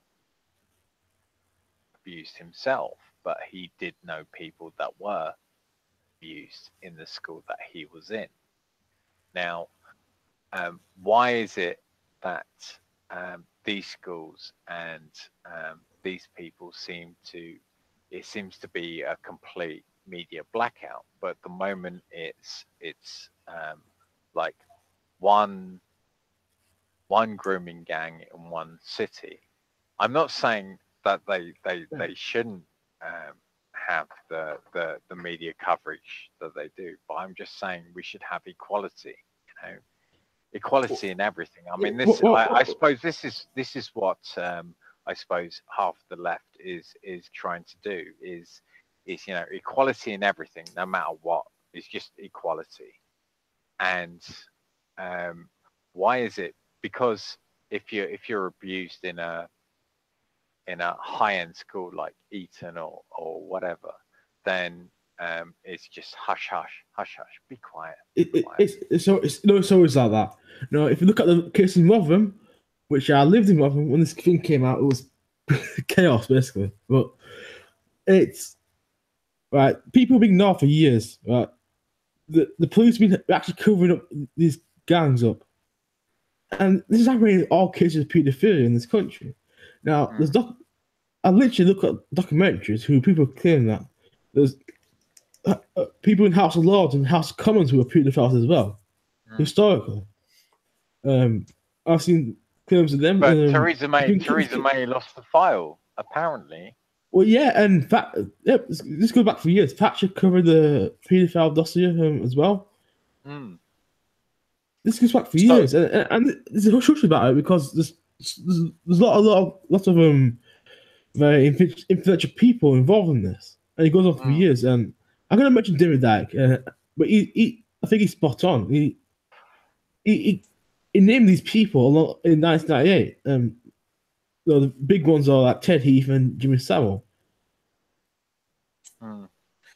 I think there's something to be said for that. I do whenever, actually, yeah, thinking about it, whenever I hear about paedophilia rings or grooming gangs or whatever else, it always is the case that they've been, obviously the people perpetrating it cover it up because they don't want to be found out, but then there are people not necessarily linked to it who'll cover it up as well. And that will go for the police not following up when it comes to Muslim grooming gangs. It goes for the BBC, Jimmy Savile, probably countless others who we don't even know the names of, politicians, like you're saying as well. It seems to be a trend, sadly.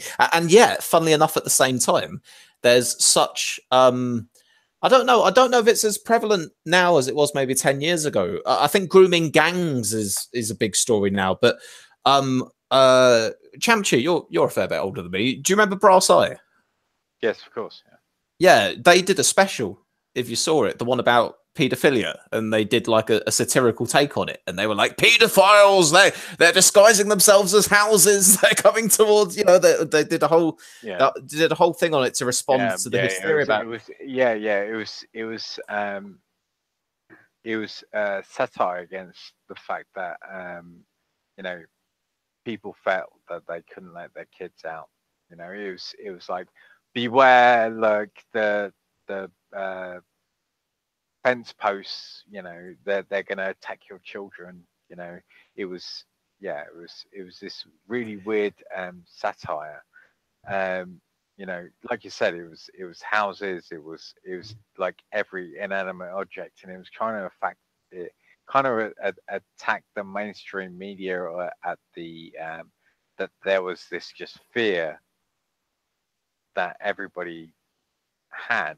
And to be fair, it kind of prevailed, that fear that they satired or satired,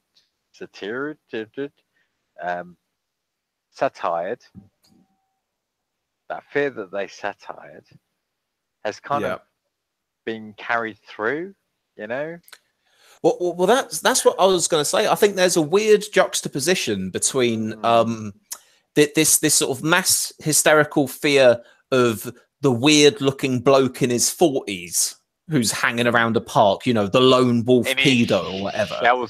Shell suit and a mullet. Yeah. But that's kind of, so you've got like, the media worrying, oh, don't talk to those strange old men, they might be a bit dodgy. But at the same time, we seem to have a track record of establishment cover-ups of paedophilia gangs.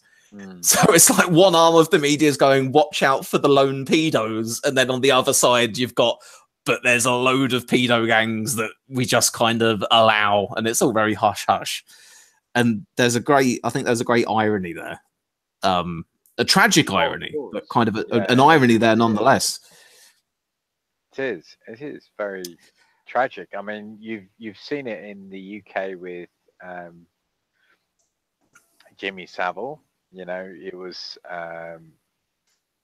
he was supposedly, like, when I was a kid, he was supposed to be the savior of children. Everybody wanted to be on stage with Jimmy Savile.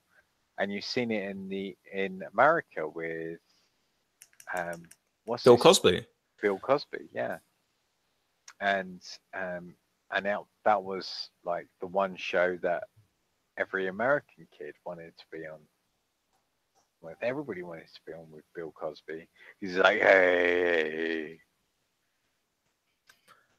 But, Oh man, I'm sorry, by the way. I know that you've just shared a link with us in the Hangout, Cameron, but I'm about to shoot off. I'm sorry that I somehow dragged us onto paedophiles right before I left. I hadn't meant to do that. all right, There we are. I think I'm gonna end this stream now. Anyway, but what I want to do,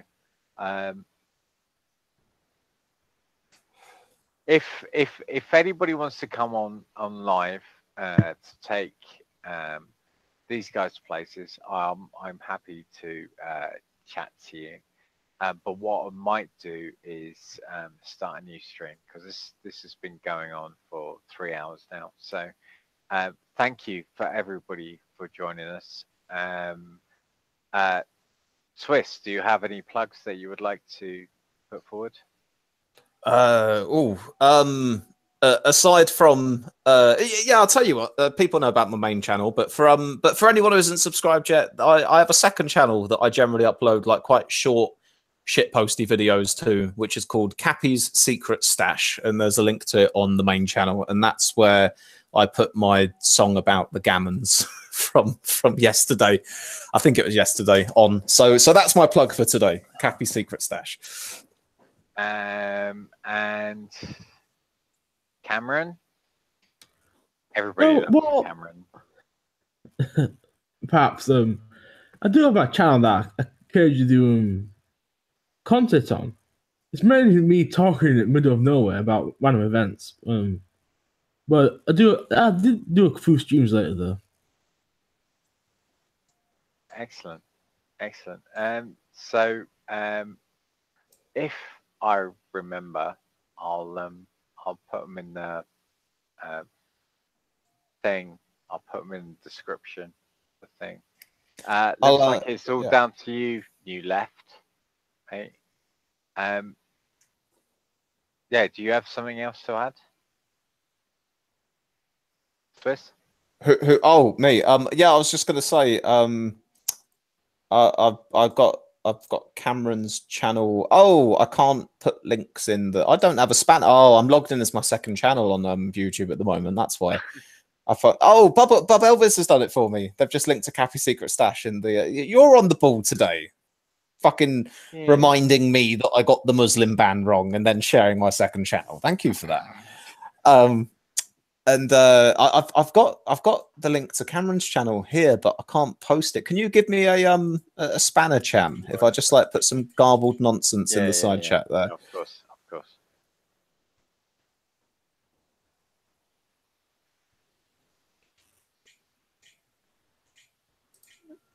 You're doing it from Secret Stash as well. Yeah, there we go. Yeah, I'm logged in on Secret Stash for some reason. I don't know why, but apparently I am today. Well, so there we are. JC's face. That's cool. With a sneaky little Pepe behind him.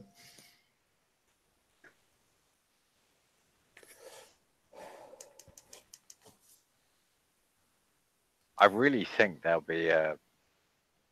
Do you want to place a bet? On what? Wes? On the. Do you think there'll be a GE this year? You don't think there will be, do you? No, not at the moment. But you think there will be? Okay, yeah, I'm up for this, Champchi. I feel more than 50. I feel more than 50% confident. So that's good enough for me to do a bet. Are you a tenner confident? I'm a tenner confident. Oh, go on. What's the stakes then? Is it literally just in 2018 whether there will be a general election in 2018 or not? Exactly. Right. All right then. So December 31st, we'll meet up again. We'll see what ended up happening. Yeah. Well, yeah. I reckon we'll only get as far as November, but yeah. All right then, yeah, I'll bet you a tenner on that. I'll bet a tenner that there will not be a general election this year. You reckon? That's quite a bet, mate. Well, I mean, the good news is that if there is a general election this year, hopefully I can put enough bets down on the actual election that I'll cover my losses with you. Oh, fair So enough. it's a win-win, hopefully. By the way, I won a tenner the other night on Chelsea winning the FA Cup final, and I haven't claimed it yet. So, you know, it's all pro for me. So, so yeah. I reckon. I like personally. I think there'll be a general election by November. But you think it'll be what 2020 or something?